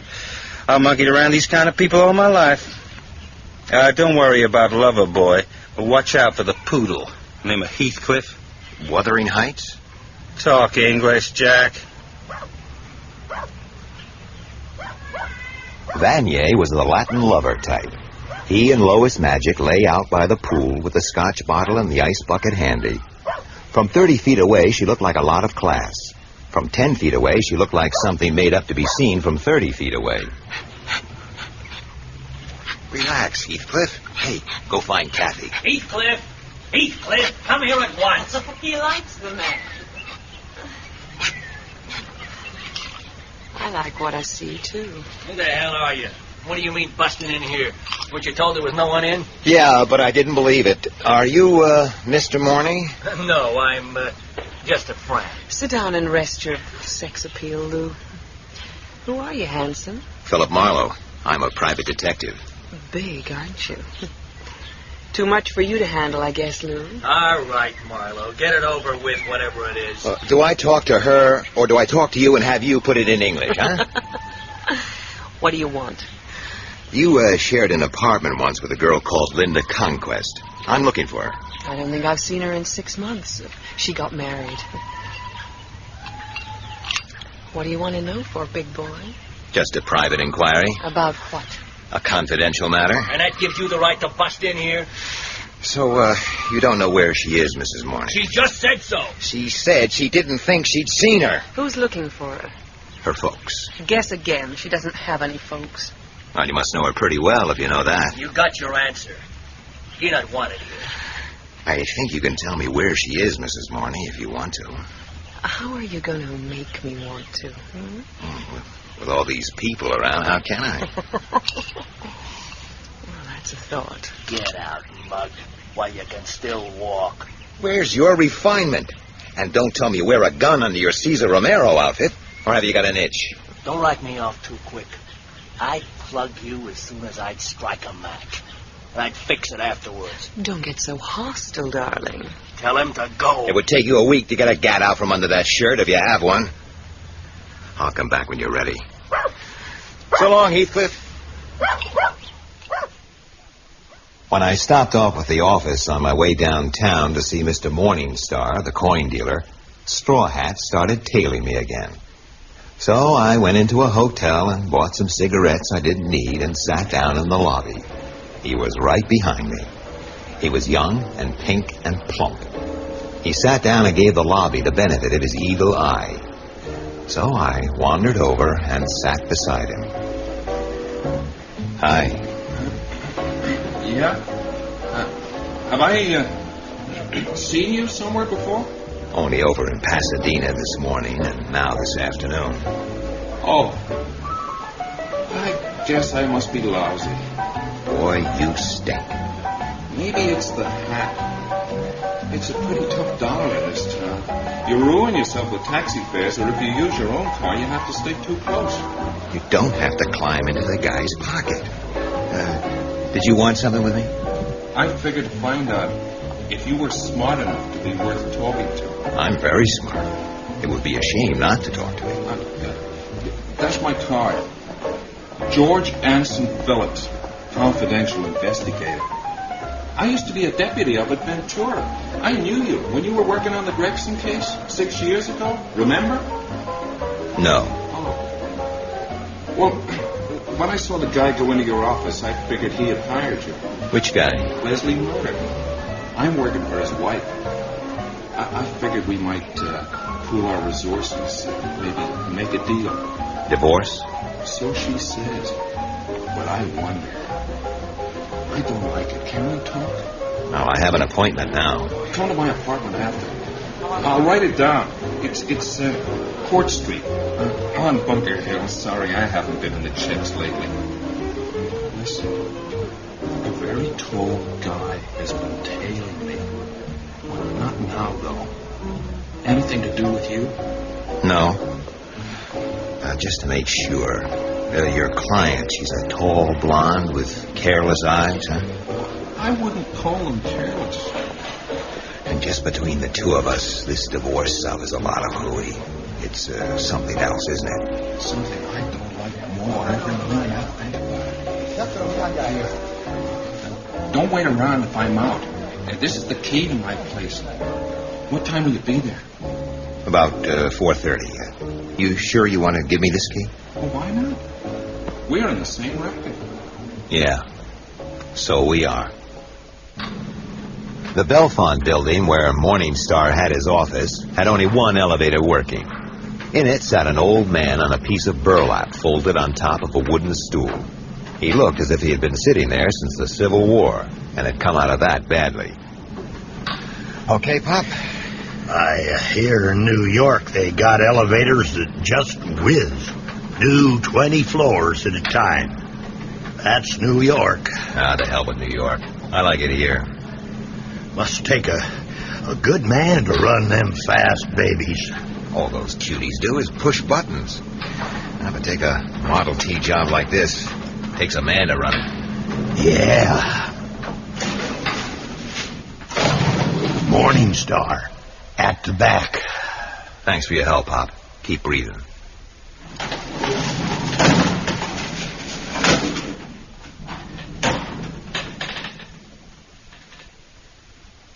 What can I do for you, Mr. Marlowe? Tell me about the Brasher doubloon, Mr. Morningstar. It's an interesting coin. Among the most valuable of early American coins. It's gold, about the size of a $50. Made for the state of New York in 1787. It was not minted. There were no mints till 1793, so it was pressure molded by a private goldsmith named Ephraim Brasher, or Brashear. What's the pressure molding process? Well, the two halves of the mold were engraved in steel, mounted in lead, and a gold blank pressed between them. Slow process. And not exact, always slight variation. So it would be safe to say, by modern methods of microscopic identification, no two coins would be identical. How many of these coins are there? Nobody knows. Perhaps 1,000. But very few in mint condition. They're the valuable ones. How valuable? Handled by a reputable dealer with a history of the coin, $10,000. And without history? Rare coins do turn up in odd places, but not often. With the coin you mentioned, the implication of theft would be strong. That's $5, please. Huh? Well, don't be absurd, Mr. Marlowe. Everything I've told you is available in the public library. Now, you've taken up my time relating it to you. That's $5. Okay, $5. There you are. Now, Mr. Morningstar, let's talk about the Brasher doubloon that somebody tried to sell you. Oh? Did somebody? And why would they want to do that? They needed the money. They knew your office was in a shabby dump at the end of a corridor, and you were an elderly man who would probably not make any false moves out of regard for your health. And you assume all this from the mere fact that I telephoned Mrs. Murdoch and asked if her Brasher doubloon was for sale? You knew it wasn't for sale. You would know the Murdoch collection and the terms of the will. But when it was offered to you, you wanted to buy it. Why? As a reputable dealer, you would be protecting the owner or her insurance from complete loss of the stolen item, and they'd gladly pay you for the favor of getting it back. How much would the owner pay? $1,000? What did you pay? $800.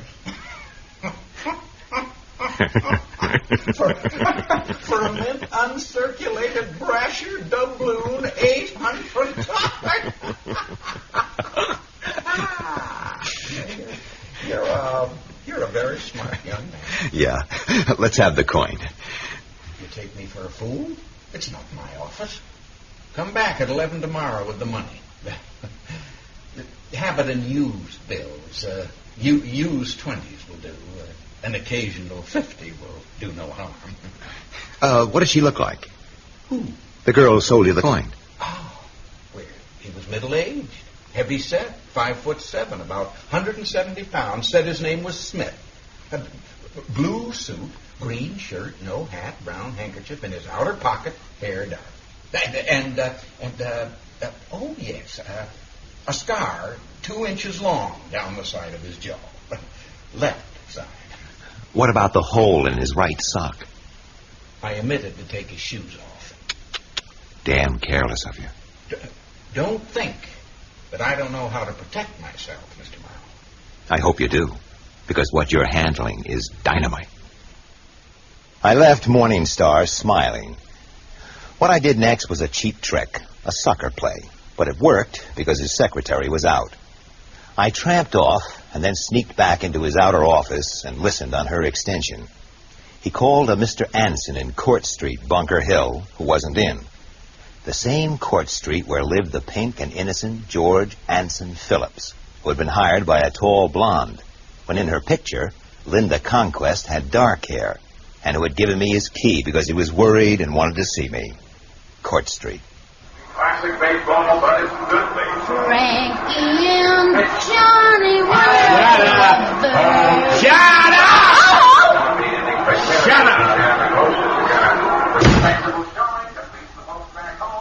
The couple across the hall from Philip's apartment were enjoying themselves. They hadn't seen me.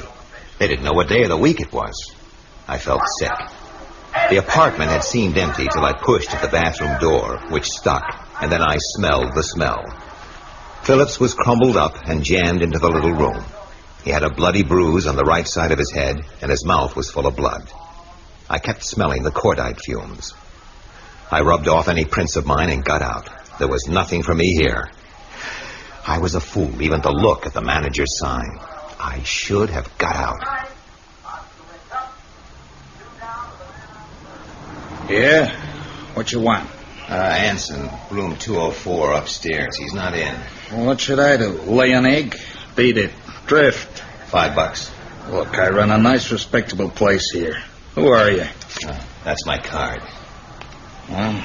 Pollock. Insurance. I didn't figure Anson for no crook. Hell, they come in all shapes and sizes. Only been here a month. If it looked like a wrong G, wouldn't have been here at all.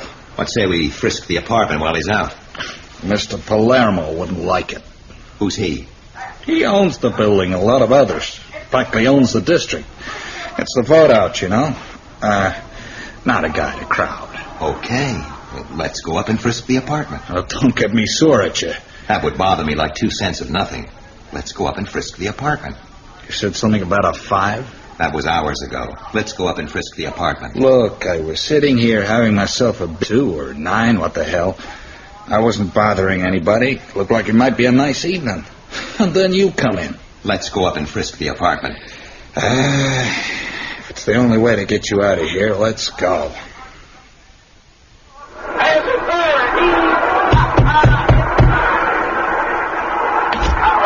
Yeah? Pipe down. Too much racket. Next time I call the law. Hey, Hans. What? The guy says to pipe down. Do you want to sock him? Hey, you. Buzz off. I just come in from lunch. I had a lousy lunch. I wouldn't want nobody to push muscle at me. You heard me, Hench. Dim that radio and make it sudden. Very neat with the blackjack. Why, thank you. He's going for a gun under his pillow. Yeah, I can fade that, too. Fast draw. Thank you. Hey. Drop the gun, Hench. Hey. This ain't my gun. Mine's a Colt 32. This ain't my gun. Look. Allow me. Go ahead. Let's see it. This ain't my gun. This has been fired recently. That's an automatic. It ain't my gun. A shot has been fired from this, and there's a dead man across the hall. What? Better get some law. Phillips was shot in the throat with a medium caliber gun and a soft-nosed bullet. A gun like this and bullets like is in here. Now tell me again, Hench. Lieutenant, it ain't my gun. Then how did it get onto your pillow? We went out about 3:30 to get something to eat. You can check that at the hash house.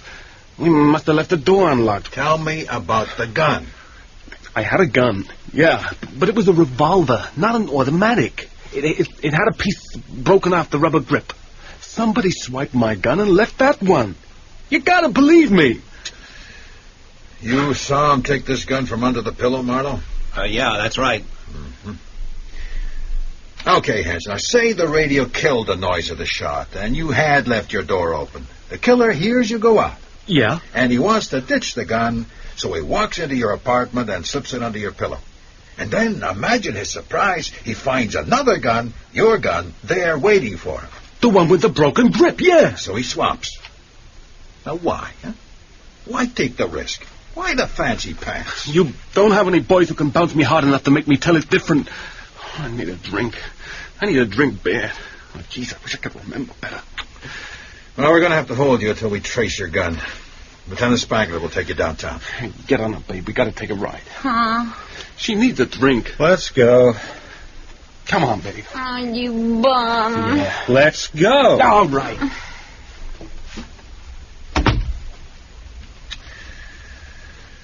Well, you and me, Marlowe, are going to get along. Oh, that's fine, Lieutenant. Jesse's the name.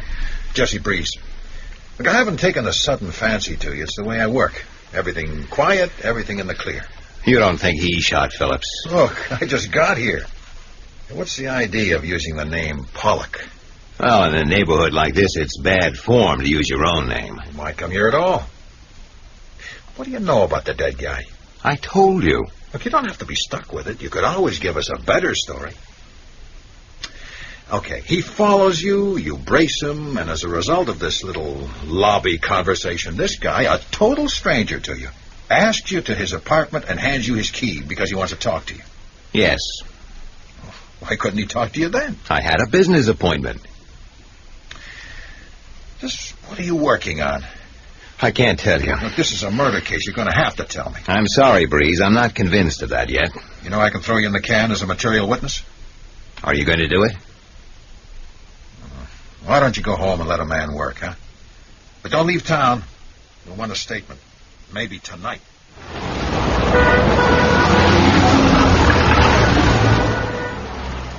It was 6:45 when I let myself into my office and found the package. I poured myself a drink and sat there holding the neck of the cool bottle, wondering how it would feel to be a homicide dick and find bodies lying around and not mind at all. Not have to sneak out wiping doorknobs. Not have to ponder how much I could tell without hurting a client and how little I could tell without too badly hurting myself. I decided I wouldn't like it. The package had my name and address neatly hand-printed in ink. It was a cardboard box full of cotton wool, and inside that a bright gold coin about the size of a $50. The date was 1787, and in small letters at the bottom of one side was the name Brasher. I was looking at the Brasher doubloon. There was no note with it. Nothing. I slipped it down with the tobacco in my pouch, got a shoulder holster out of my desk, and strapped on a Colt .38 automatic, and was ready to leave.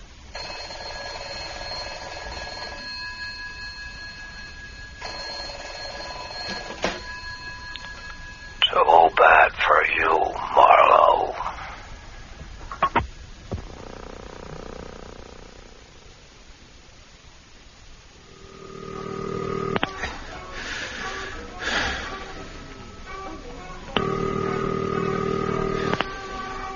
Mrs. Murdoch's residence? Merle, you oughtn't to have told him. Who? Your friend, Leslie. You shouldn't have told him. She hired me. How dare you suggest that, Mr. Marlowe? Let me talk to Mrs. Murdoch. Where are you? In a drugstore, in a very hot phone booth. Wait a moment. I need air.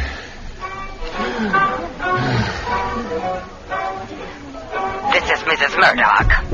Mrs. Murdoch, could you identify the doubloon? I suppose so. I don't know.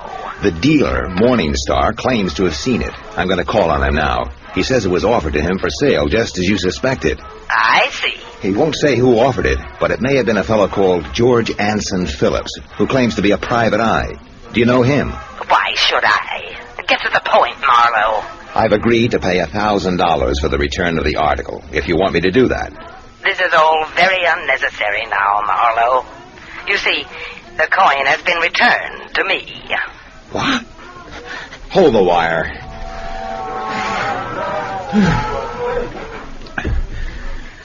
What is going on? A rat was gnawing my foot, that's all. You got it back. How? I may explain, and I may not. You may call on me tomorrow. The investigation is closed. Things have happened, Mrs. Murdoch. Tell me tomorrow. Goodbye.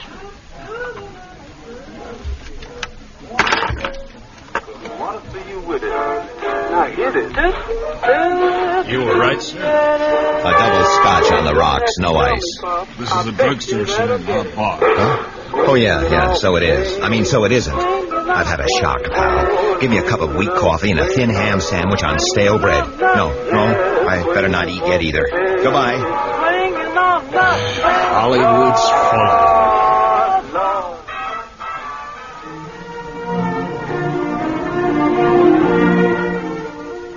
I was sitting at home over a chess problem with a drink at my elbow and nothing on my mind, except 2 murders. Morningstar was dead when I got to his office. He had been hit on the head, and the violet color of his face showed that he had died of a heart stoppage. But that didn't make it any less murder. So I wiped the doorknobs, walked back past the dental technicians and the typewriting service, and hoped the old elevator man was as vacant as he looked. And then I called the receiving hospital, giving no name.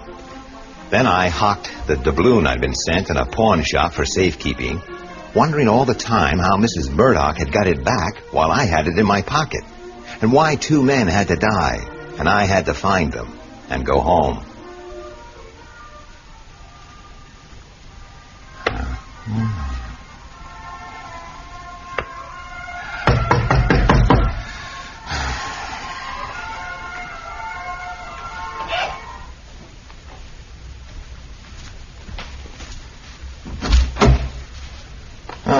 What brings you here, Lieutenant? Take a look around, Spangler. Yes, sir.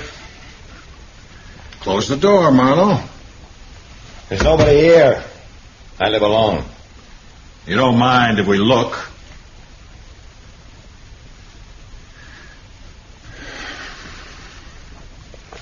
Spangler? Nobody here. Satisfied? Let me show you out. We didn't come here to get tough, Marlowe. Oh, that's fine. So you prowl all around my apartment without asking my permission. What do you do when you get tough? Knock me down and kick me? Murder ain't funny, Marlowe. Who said it was? You play a lot of chess? That's just a game I've set out. Once in a while I fool around with a game, thinking things out. Don't it take 2 guys to play chess? I play over tournament games that have been recorded and published. There's a whole literature about chess. Once in a while I work out problems. Well, you may as well sit down. Oh, thanks. I did a little checking about you. Lieutenant Randall tells me you're on the level. Oh, that's friendly of him. He says you make good coffee and you get up kind of late and are apt to run to a very bright line of chatter. And that we should believe anything you say, provided we can check it by 5 independent witnesses. You know, I like everything in the clear. That's why I'm telling you. I just hope you've told me everything.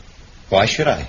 You don't pay my salary. Don't get tough. I don't have any idea of being tough. Now, let's talk about murder. Huh? Okay. The murder of... George Anson Phillips. And? That's our murder. Now, you said you didn't know why he wanted to see you. Now, we figured that maybe with time to think back, you could remember. In other words, I was lying. We just want you to make sense. But why give the manager a phony card and get him to go up with you when you've already found the body? It pays to be cagey in those places. I thought he might know something, that's all. We know Phillips was on a job as a private dick. Like you're on a job. Now, if those jobs tie up, that's our business. Now, don't forget, this is a murder case. I've been around this town more than 15 years. I've seen murder cases come and go.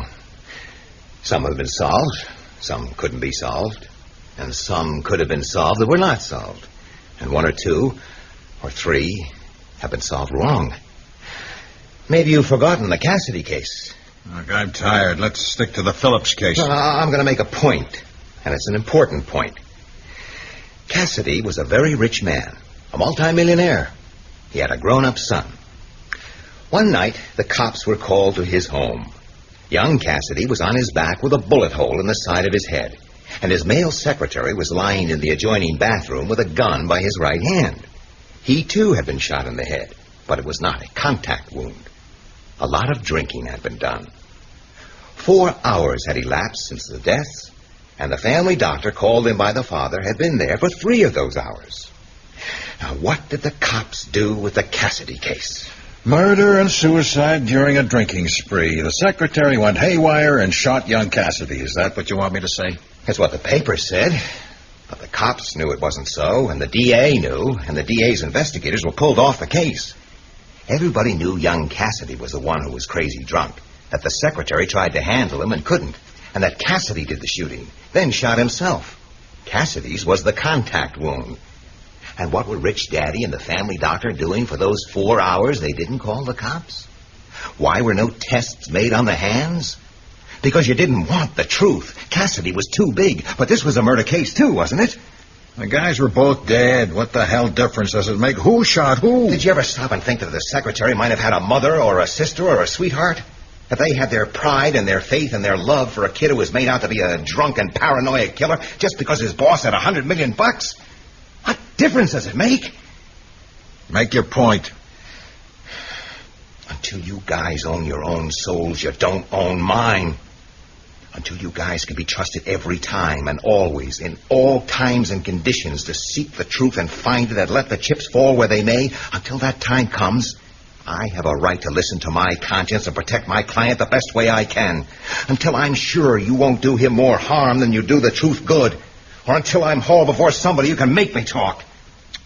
You sound to me just a little like a guy who was trying to hold his conscience down. Hell, leave it. Let's have a drink. Well, this one won't do no harm. Spangler, get some ice for the man. Hey, say, I'd like to read up on that Cassidy case. Sounds interesting. Must have been before my time. It never happened. You're kidding me. Yeah. Oh. I'll get the ice. What did you find out about Phillips's background? Kind of a pathetic case, that kid. The sheriff up at Ventura said he did what they told him to do, and he'd do it pretty well, provided they told him which foot to start on and how many steps to take which way and little things like that. But he didn't develop much, if you get what I mean. So the sheriff let George go. He knocked around for a while, had a few jobs, and came to L.A., got a license, and put a private eye ad in the paper. He must have got a customer because he suddenly took that apartment under the name of Anson. And the next he knew, he got bumped out. A pathetic case. Here's the ice. Well, happy days. Cheers. What about Hench? Nothing about Hench. He and the girl had been drinking for days. The world is full of bums like Hench. What about the gun?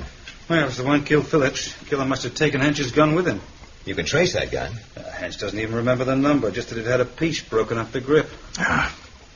Well, thanks for the drink, Marlowe. I don't know what to make of you. I can't see you knowing as little as you pretend. How long do you expect to stay dummied up? I don't know. Well, let me help you out. Till noon tomorrow. And after that? Withholding evidence is a rap you won't beat. Let's go, Spangler. Did you go through Phillips's desk? Yeah, nothing there. Just a diary full of ordinary stuff, except it was hand-printed. Very neat. Must have been the way the guy wrote. Oh, Marlowe. You know any tall blondes? I'd have to think. How tall? Tall. A looker. She came out of the place about an hour before you got there. Nothing comes to me. Well, talk things over with your client and then come clean, Marlowe. Noon. Tomorrow. 12 hours. I don't think we can believe a word he says. Oh, he just changed the name. It wasn't Cassidy. But you remember it. Yeah. Good night, Marlowe. Good night.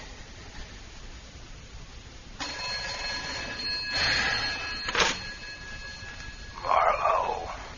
All right, talk it up, whoever you are. Maybe you're smart. Maybe you'd like to do yourself some good. How much good? Say $500 worth. Want to talk? Who to? Marnie, Idle Valley Club. Who are you? Just ask at the gate for Eddie Prue.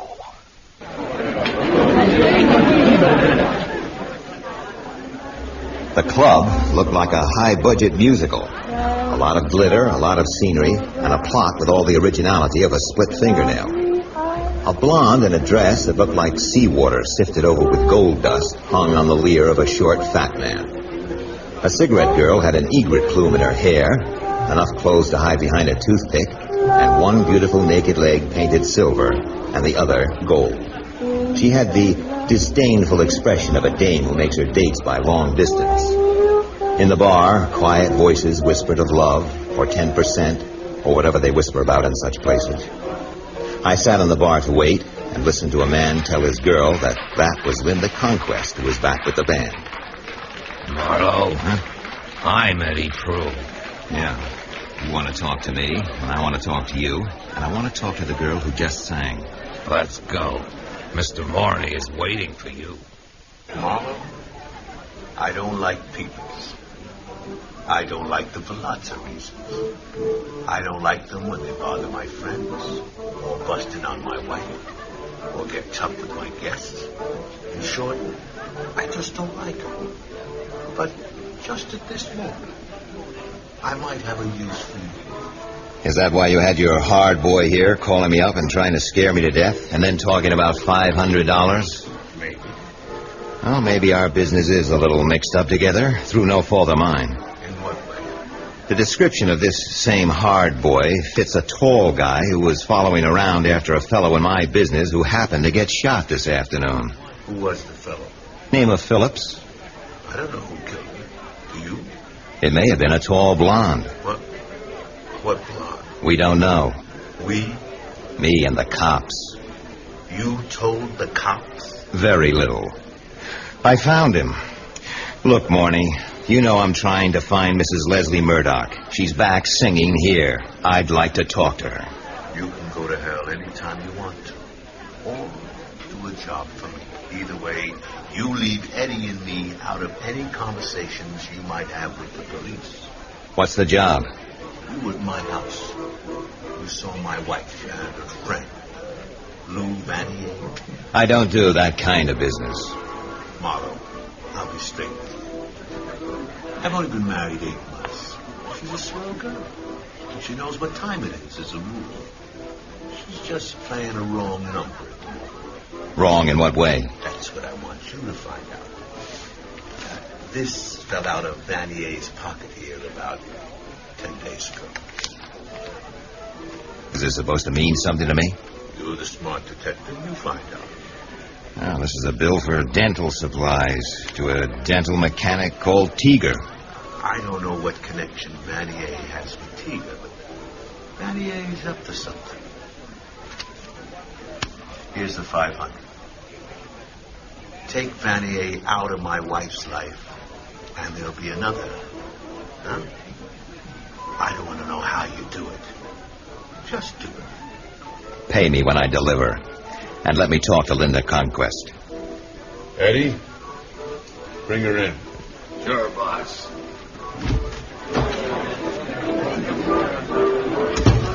Tell me something else. Why was Prue following Phillips?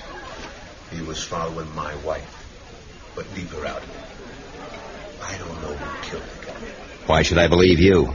Why did you have Prue call up and give me the shakes? Leslie Murdoch was here today. He told Linda you were hired by his mother. I guess I'm just a fellow who likes his friends and doesn't want them bothered. Linda, this is Philip Marlowe. I'll leave you two alone, huh? By and large, I'm sure I won't like you, so speak your piece and drift away. What I like about this place is how it all runs true to type. The B picture, even down to the tall, dark torture with the negligent sneer. Why do you want to talk to me? She wants it back. What? The brasher doubloon you stole from her. She thinks I stole it. She's that dirty old liar. What would I want with some silly old coin? Money. I gather Mrs. Murdoch was not too generous. No, she would not rate as generous. Passing on from that to more important matters, will you give Leslie a divorce? At $25,000, I should be glad to. So you're not in love with the guy? You're breaking my heart. He's in love with you, and you did marry him. Mister, don't think I didn't pay for that mistake. A girl has to live, and it isn't always as easy as it looks. I don't want to be too cynical, but you'd be surprised how many girls marry to find a home. Especially girls whose arm muscles are all tired out fighting off the kind of optimists that come into these gin and glitter joints. You got a home, but you gave it up. You've met that port-sodden old dame. I have. You notice what she's doing to that kid Mo? That girl had a shock of some kind. The old brute has used that to dominate the kid's whole life. In company, she yells at her. But in private, she's apt to be stroking her hair, whispering in her ear, and the kid sort of shivers. What sort of shot? I don't know. Kid's in love with Leslie, but emotionally she's about 10 years old. Something funny's going to happen in that family. I'm glad I won't be there. You're tough. And you're wise, Linda. I suppose when you married him, you thought you could get your hands on plenty. I thought at least it would be a vacation. That Murdoch woman is ruthless, Marlowe. She's up to something. You watch her step. Would she kill a couple of men? I don't get it. 2 men are dead and connected with the Brasher doubloon. You're making that up. I believe you didn't take it, Linda. What about the divorce? That's none of your affair. I agree. Thanks for talking to me. Oh, do you know a fellow named Vanier? He's a friend of Lois. One of these days he'd have to turn out to be a small, quiet funeral. Morning will kill him. Why? Lois' magic flops at the drop of a hat. Anybody can see that. Vanier isn't just anybody. He's in a lot of things. He even knows Mrs. Murdoch. Oh? How? He used to call regularly on the phone. He'd always talk to Merle. That's all I know.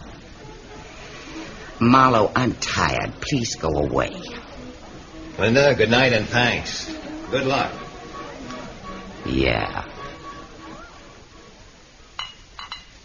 Good morning, Mrs. Murdoch. The cops are after me. I thought you were more confident than that. When I left you yesterday, a man followed me. I invited him to tell me why. We arranged to meet. But when I got there, he was dead on the floor of his bathroom. Name of George Phillips? I have never heard of him. And now the police are involved over this dead man? Naturally. And they want to know why I'm involved. How's your asthma? Bad. Get on with your story. Remember Morningstar? When you told me the doubloon had been returned to you, I tried to contact him to say any deal was off. When I got there, he was dead on the floor of his office. I called the hospital, but I did not give my name. That was wise of you. Was it? I don't think I'd call it wise. I want to be nice, Mrs. Murdoch. I think you understand that in your rough way. But 2 murders happened. Both bodies were found by me, and both are connected with your coin. You take all this very calmly. What do you want me to do? The coin was returned to you? Yesterday. Mrs. Murdoch, I have until noon today to reveal the name of my client. That would be a breach of confidence. I wish you'd leave the damn port alone and try to make some effort to understand the position. You'll find a way out. I expect it to cost me a little more money, of course. Excuse me while I try to breathe. Let me explain. I'm working for you this week. Next week it'll be somebody else, I hope, and so on and on it will go. And to do that, I need to be on reasonably good terms with the police. I have to tell them my connection with Phillips, and they have to question anybody they want to question. Can't you understand that? Doesn't the law give you the right to protect a client? If it doesn't, what is the use of anyone hiring a detective? The law is a matter of give and take. Even if I had the right to refuse to talk, it would be the end of my business. I value your custom, Mrs. Murdoch, but not enough to cut my throat and bleed in your lap. You seem to have made a nice mess of the whole thing. You didn't find my daughter-in-law, and I got the doubloon back myself. All you did was find a couple of dead men that I have nothing to do with. And now you want me to tell the police all my private business in order to protect you from your own incompetence. If I am wrong, pray correct me. Well, nobody's perfect. But you can't dummy up on a murder case. You can't fob cops off. As long as they think you are hiding something, they never let up. Give them a reasonable and plausible story, and they go away cheerful. And the most reasonable and plausible story is always the truth. They won't publish it in the papers. Do you have any objection to telling it? It doesn't seem to make much difference. Do I have to tell them that the coin has been returned, and how? That's the sort of truth I had in mind. This is going to humiliate me very much. Too bad. You're a callous brute. I deeply regret ever having met you. Mutual. Merle. Yes, Mrs. Murdoch? Ask my son to come in here at once, and you come with him. My son took the coin, Mr. Marlowe. My son. My own son. And he returned it? I only have one coin. There is only one coin. Oh, I was forgetting. Sit down, Merle. And you too, Leslie. Yes, Mother. Now, tell Mr. Marlowe about the doubloon. Oh, but I'm afraid he has to be told. Well, you know I owe Alex Morney $12,000. I didn't want Mother to know, and he was pressing me pretty hard for payment. I guess I knew I would have to tell Mother in the end, but I was weak enough to want to put it off. So I took the doubloon one afternoon. Morney agreed to hold it as security, as a pledge. When the dealer called up and asked about the coin, I immediately became suspicious that Morney was trying to sell it. I was badly scared. When Merle told me that Mother had employed a detective... Merle ought not to have told me, but Mother has promised not to scold her for it. I was sure you were hired to find the doubloon, not Linda. I knew where Linda was. So, yesterday I went to Morney. At first he laughed in my face. But when I told him the terms of the will, how it couldn't be sold, he just gave it back to me without another word. So I brought it home and told Mother all about it. Thank you, Leslie. That's all, Mr. Marlowe. Did Morney threaten you? No, he was very decent about it, really. This was at the Idle Valley Club?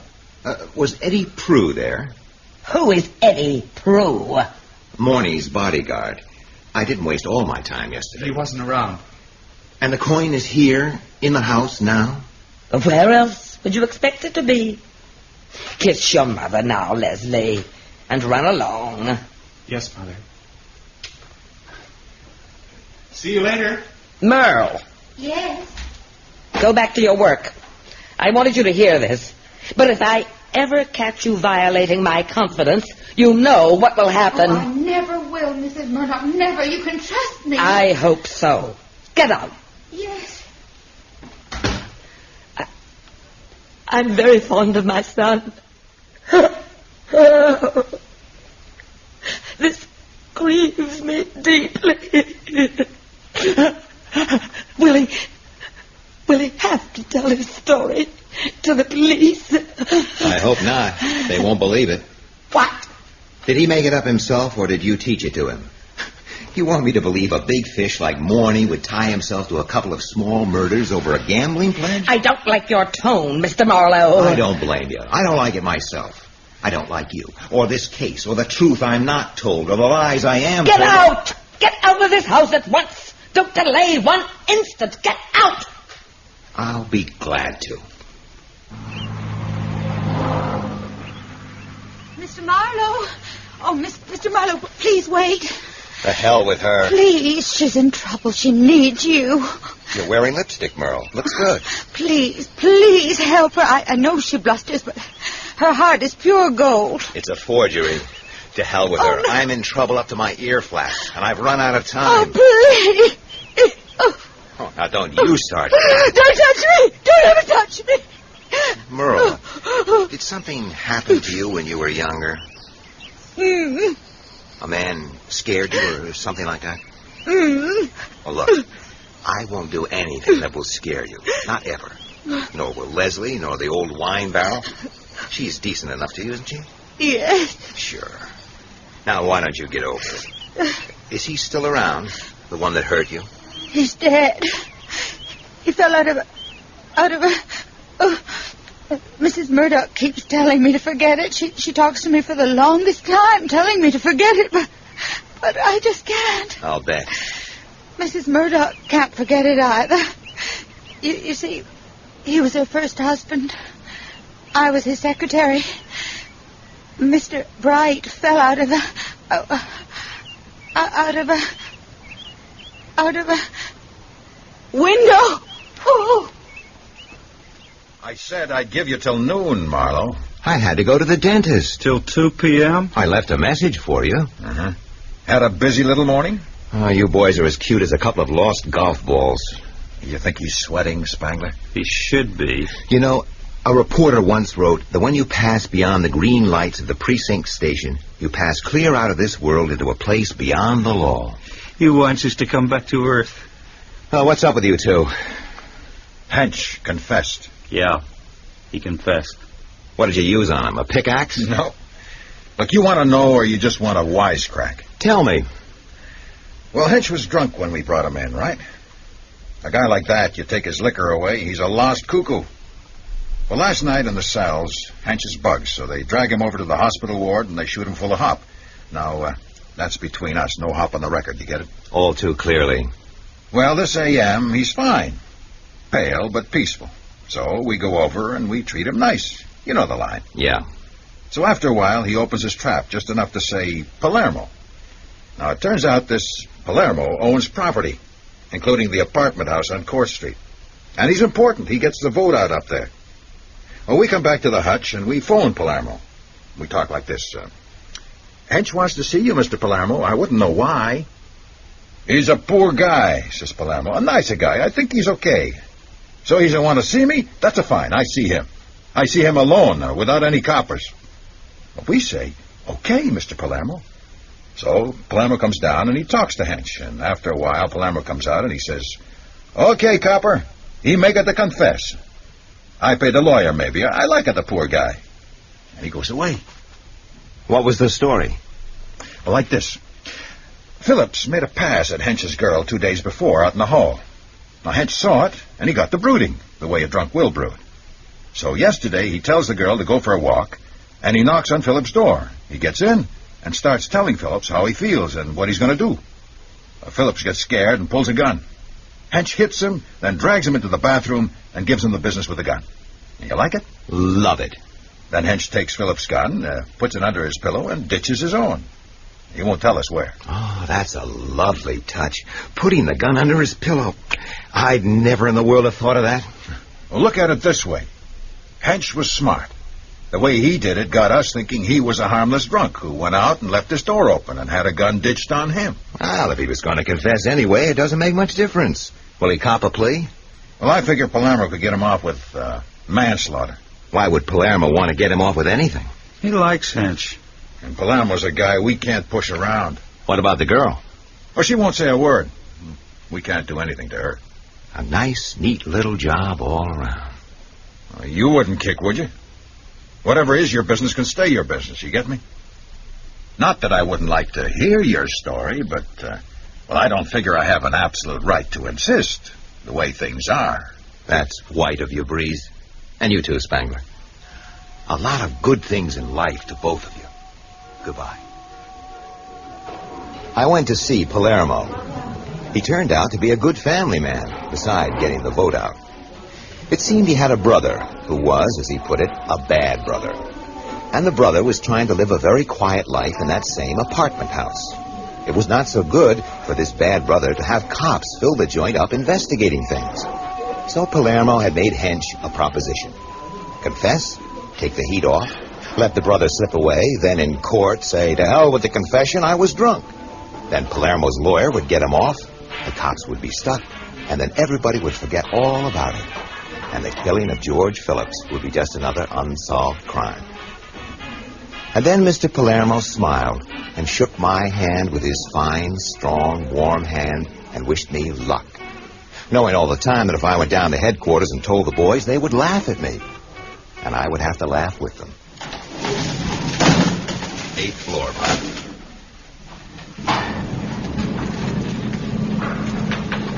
What's cooking? Huh? You've got a gray suit on today. So I have. Looks nice. I like that blue one you was wearing yesterday, too. Go on. Give out. You rode up to 8 yesterday, twice. Second time was late. And after that, the boys in blue come bustling in to find old Morning Star cold. Any of them up there now? I didn't tell them nothing. Too late to mention it now anyway. They'd eat my ass off. Why? Why I'd have told them. The hell with them. You talk to me civil, and damn few people do that. The name's Marlowe. Just call me Pop. Who killed him? I don't know. Did you notice anybody going up there or coming down? Nope. Well, they could have used the fire stairs. Pop, could you use a $5 bill? Not as a bribe in any sense, but as a token of esteem from a sincere friend? Son, I could use a 5 so fast it would shave the whiskers off the picture of Abe Lincoln. Thanks. That's right nice of you.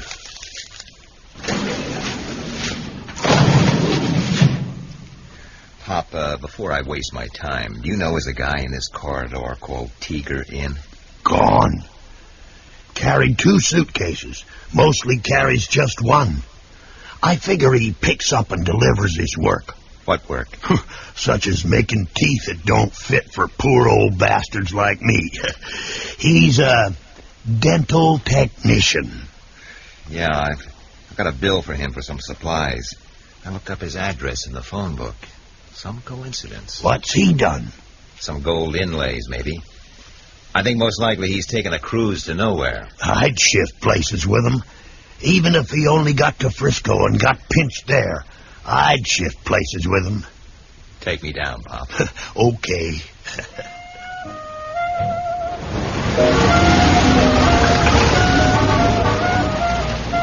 I drove all the way out to Tiger's home, but he had skipped. So I drove all the way back to the office. I poured a drink. Another day was drawing to its end. The air dull and tired. The day's mail had 4 advertisements, 2 bills, and a begging letter. Nobody came in. Nobody called. Nothing happened.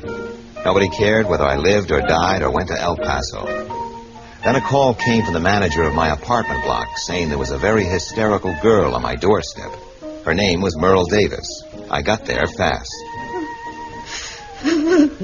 Merle, what is it? You can tell me. I won't hurt you. I've been over to Mr. Vanier's house. Vanier? He lives at the end of Escamillo Drive. Oh. Yeah. It's very quiet there. Mr. Vanier's been living there for 3 years now. How long have you known Vanier? 8 years. I don't know him very well. I have to take a parcel now and then. I never liked him. I was afraid he... I was afraid he... But he didn't. He had his pajamas on. In the afternoon? Easy life. Some guys have all the luck. You have to know something secret to make people pay you money. Mm-hmm. How much money did you take to him today? Only $500. Mrs. Murdoch said it would have to stop. Mr. Benny would always promise to stop, but he never did, so I did it. It was all my fault, and Mrs. Murdoch has been so wonderful to me. It couldn't make me any worse than I was already. You see, he was staring at me. He didn't even get out to let me in. There was a key left in the front door, so... You went in? I went over quite close to him sitting there, so I couldn't miss. I don't remember hearing the noise of the gun. Didn't Vanier do anything? No. He just leered, sort of. I didn't like to go back to Mrs. Murdoch and make more trouble for her, so I came here. I knew you would know what to do. Sure. Merle, what did you touch in the house? Can you remember? I put the light out, the lamp. I put it out. What time was this? Just before I came here. It takes an hour to get here. The light was on in the afternoon? I put the light out. Merle, would you care for a drink? Oh, no. I never drink anything at all. Would you mind if I had one? Why should I? Thank you.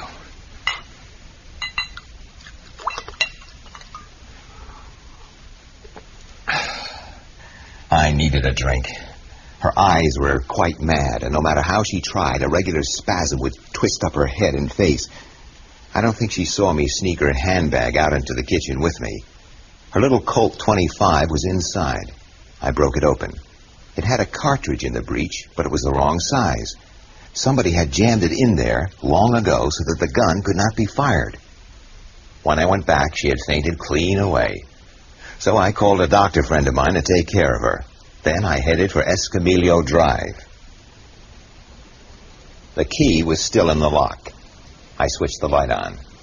Vanier wore yellow pajamas and a green silk robe. He was leering all right. He was dead. He sat in a chair by the fireplace with a hole in the right side of his head and a .32 revolver on the carpet by his dangling right arm. So now I had found 3 murders and had no explanation for any of them. The setup here could be suicide, but I didn't believe it.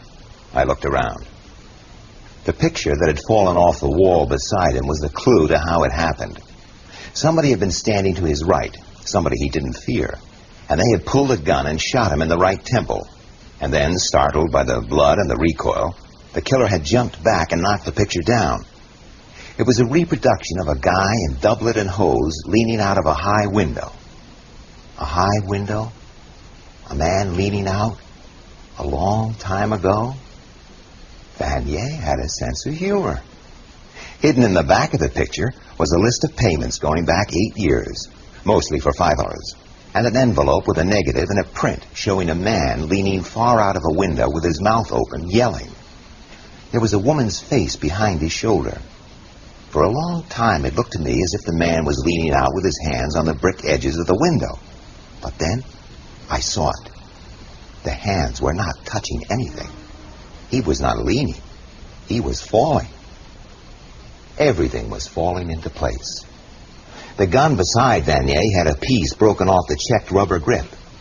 I wiped it and took his bone-stiff hand and pressed his prints onto it. They wouldn't be too good, but they would have to do. I had to be sure they were the only ones. Once again, I walked out on a dead man and didn't call the police. I felt very tired, but there was still a lot to do. Merle? Merle? Hello. Hello.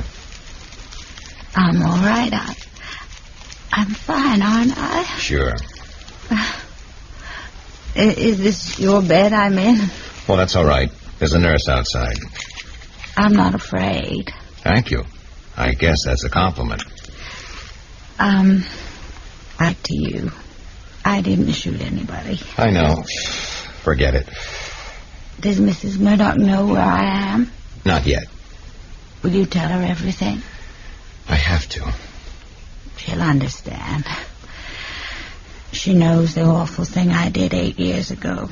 That's why she was paying Vanier? I wish you hadn't had to know. Even my parents never knew. Where are your parents, Merle? Wichita. I haven't seen them for years. What does your father do? He's a vet. I want to tell you... I want to tell you all about it. I know it all, Merle. Marlowe knows everything, except how to find a decent life. I'll take you back to Wichita tomorrow, Merle, to visit your parents at Mrs. Murdoch's expense. Oh, well, that's wonderful of her. Yeah. You go to sleep. I'm going to see her now, as soon as I visit a pawn shop to redeem her coin. You go to sleep. Good night, Marlowe. Mr. Marlowe, I made a mistake calling you in the first place. I have a feeling that you're going to be insolent again. Just frank. I think you got value out of me, Mrs. Murdoch. But what did you get from Vanier? He's been blackmailing you for 8 years, hasn't he? On account of something that happened on the 26th of April, 1933? Well? Merle was Horace Bright's secretary. He was your first husband. She was a timid, old-fashioned girl. I figure he got high one time and made a pass at her and scared her out of her socks. She brooded on it, and then she got a chance and passed right back at him while he was leaning out of a window. Anything in that? Speak plainly, Mr. Marlowe. I can stand plain talk. How plain do you want it? She pushed her employer out of a window, murdered him in 2 words, and got away with it, with your help. Did Vanier just happen to see it, or did he have evidence? He talked of a photograph, but I never saw it. I never believed it existed. You paid out because you were so fond of Merle. $11,100. Pretty damn nice of you, Mrs. Murdoch, considering everything. It was my husband's fault. He was vile. I can't blame her. She had blamed herself enough. Well, it's over now. Vanier is through. What? How? Merle is at my place. She has a gun in her bag. She told me she shot Vanier. Oh, he's dead, all right, but she didn't do it. He was dead long before she went there. How is she? I got her a doctor. Then I phoned her father. He wants her to come home. Who killed Vanier? Looks like suicide. Men like Vanier don't commit suicide. That's like saying girls like Merle don't push people out of windows. I'm going to take her home to Wichita. I'll need the $500 she was carrying for Vanier. And how much more? You believe what you want of me, Mrs. Murdoch. Just send her stuff. Need any more. The case will never be reopened. You know what I mean? I understand. Goodbye, Mr. Marlowe. Oh, one more thing. Is there anything about the doubloon in your collection to identify it from any other Brasher doubloon? The coin maker's initials, E.B., are on the left wing of the eagle. They're usually on the right. And you did get it back? I have told you so repeatedly. Go away, Mr. Marlowe. You bore me unspeakably. Why, Leslie, hello. Just happened to be outside the door, did you? Come here. I want to talk to you. I have nothing to say to you. I think you have. Know a man named Vanier? Vaguely. Let me show you something. What do you think this is? The Brasher doubloon. This was sent to me by a would-be detective. A simple sort of fellow who got into a bad spot. He was hired to peddle this coin. Or the one upstairs. Whichever is the counterfeit. A counterfeit? Oh, I'm tired, Leslie. Let's not dance around, huh? Vanier and a man named Teager had an idea. Teager was a dental technician, so he could do gold inlays. So why not reproduce a rare and valuable gold coin? You nearly told the truth, didn't you? Did I? You did have gambling debts. You did take your mother's coin, but you didn't give it to Morny. You gave it to Vanier. But then Vanier needed to know if the counterfeit would stand up to inspection. So Teager suggests a coin dealer in his office building. Enter the tall blonde. Who is she? Lois Magic. Vanier got her to pose as an injured wife and hire a sucker for him, poor fat George Phillips, to try to sell the counterfeit coin. But old Mornings was a sharp old bird, and he spotted the initials were on the wrong wing of the eagle. So he called your mother. She found the coin was missing. She hired me. You were scared. I told you everything when I came to see you. You were more scared after you saw me. You asked Vanier for the coin back. He gave you one. But now, Morning Star is suspicious. I have been hired, and you are scared, and he sees his nice idea in danger. So now, we come to murder. I didn't do them. No, Vanier did. He went to talk to George Phillips, to ask him what the hell he did to stir things up so much. Maybe poor George let slip he'd contacted me, because Vanier shot him. Then he looked for the coin, but he didn't find it. It's this one. George Phillips had already posted it to me. Vanier is bound to think Morning Star had it, so he cracks the old man's skull, but is still empty-handed. By now, he is very annoyed. But he can't touch you. Why? Because it would break his hold on your mother. If he hurt you, she wouldn't care what happened. What is this to do with my mother? Don't kid me any more than you have to. I know all about the blackmail. Did you kill Vanier? Is this one of those scenes where after the suspect listens to the master detective's brilliant analysis, he makes his world-weary pounce on the least promising? Well, what do I do now? Turn pale as paper, froth at the mouth, and pull a gun out of my right ear? You could try. I left my gun upstairs. He had a big hold on you already, but he must have wanted it still stronger. So last night he told you the whole blackmail story, didn't he? Yes. He was gloating almost. After all, Marlowe, she is my mother. Nobody can take that away from you. He had a gun in the pocket of his robe. I somehow snatched it away from him. held it to his head to scare him. It went off. I jumped back, knocked the picture down. It was an accident. Why not make it a nice, clean, honest murder? It's what happened. I put his prints on the gun and left it beside him. What about the police? Now, that gun belonged to a man named Hench, so it ties Vanier to Phillips. The cops may never think of you. On the other hand, if you told an honest story, no jury would convict you. Juries don't like blackmailers. But I didn't know anything about the blackmail before last night. Vanier just showed me a way to make some easy money. Well, at least you're honest, Leslie. And we're sure the only prints on that gun are Vanier's. I did them again myself. You mean the police will think it was suicide? Well, if they're satisfied he did the other killings, yeah. Then you'll let me get away with it? Get away with what?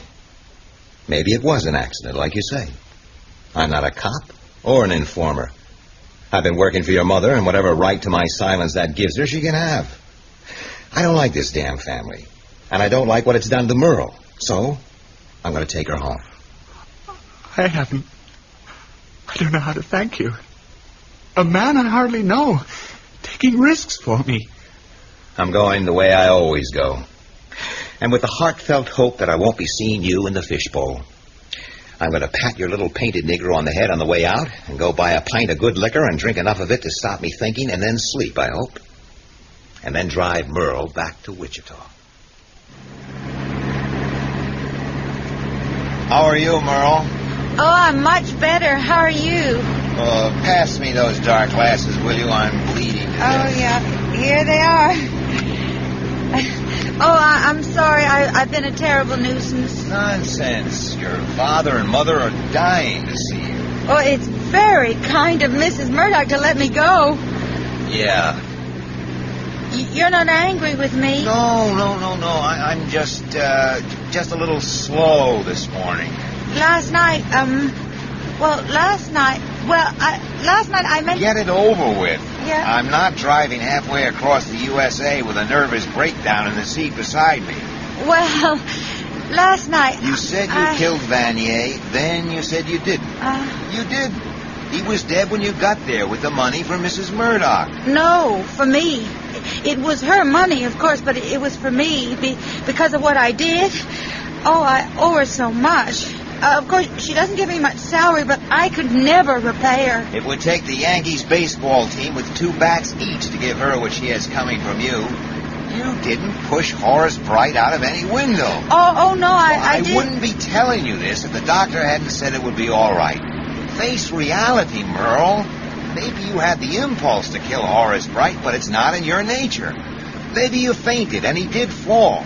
But it was Mrs. Elizabeth Bright Murdoch who heaved him over for his life insurance, among other reasons. Oh, that's impossible. Mrs. Murdoch protected me. I did it. I don't remember very well, but She made you think you had done it. Here, look in this envelope. Look at that picture Vanier took. That's Mr. Bright. And that's Mrs. Murdoch behind it. He looks mad. If he looks mad there, you should have seen him when he bounced. He's screaming with fear. Look at the position of his hands. What? They're holding air. That is old Mrs. M giving her first husband the heave-ho. Don't you get it? Vanier was blackmailing her. Oh, but Mrs. Murdoch has always been so lovely to me. She made you the goat. She's smart and she's patient. I have to hand it to her. I'd like to hand it to her with an elephant gun, but my polite breeding restrains me. Do you understand now? You must never show this picture to Mrs. Murdoch. It would upset her terribly. Merle? Oh, I don't know. Maybe you're disappointed you didn't kill somebody. You just stay in Wichita and forget all about Mrs. Murdoch. You won't be seeing her again. Let me tie up all the loose ends. Now, you forget all of this. Forget me. Oh, I couldn't forget you, Mr. Marlowe. Okay, don't forget me, Merle. Lieutenant Jesse Breeze never believed Hench's confession. He just wanted to put the squeeze on me. He knew I couldn't keep quiet if I had proof that Hench didn't do it. So now he had it solved to his own satisfaction. Suicide by Vanier after he'd done the 2 murders. Teeger was arrested in Salt Lake City with a suitcase full of counterfeit doubloons. He never knew where Vanier got the original, and nobody came forward to say they'd lost one. Hench turned out to be wanted for liquor store holdups with an Italian who was never found. It was also never established if the Italian was related to Palermo, who got the vote out. I went home and mixed a drink or two, or 9, and played over a few chess games. I played over a Capablanca that went 59 moves of beautiful, cold, remorseless chess, almost creepy in its silent implacability. Me and Capablanca. Like that.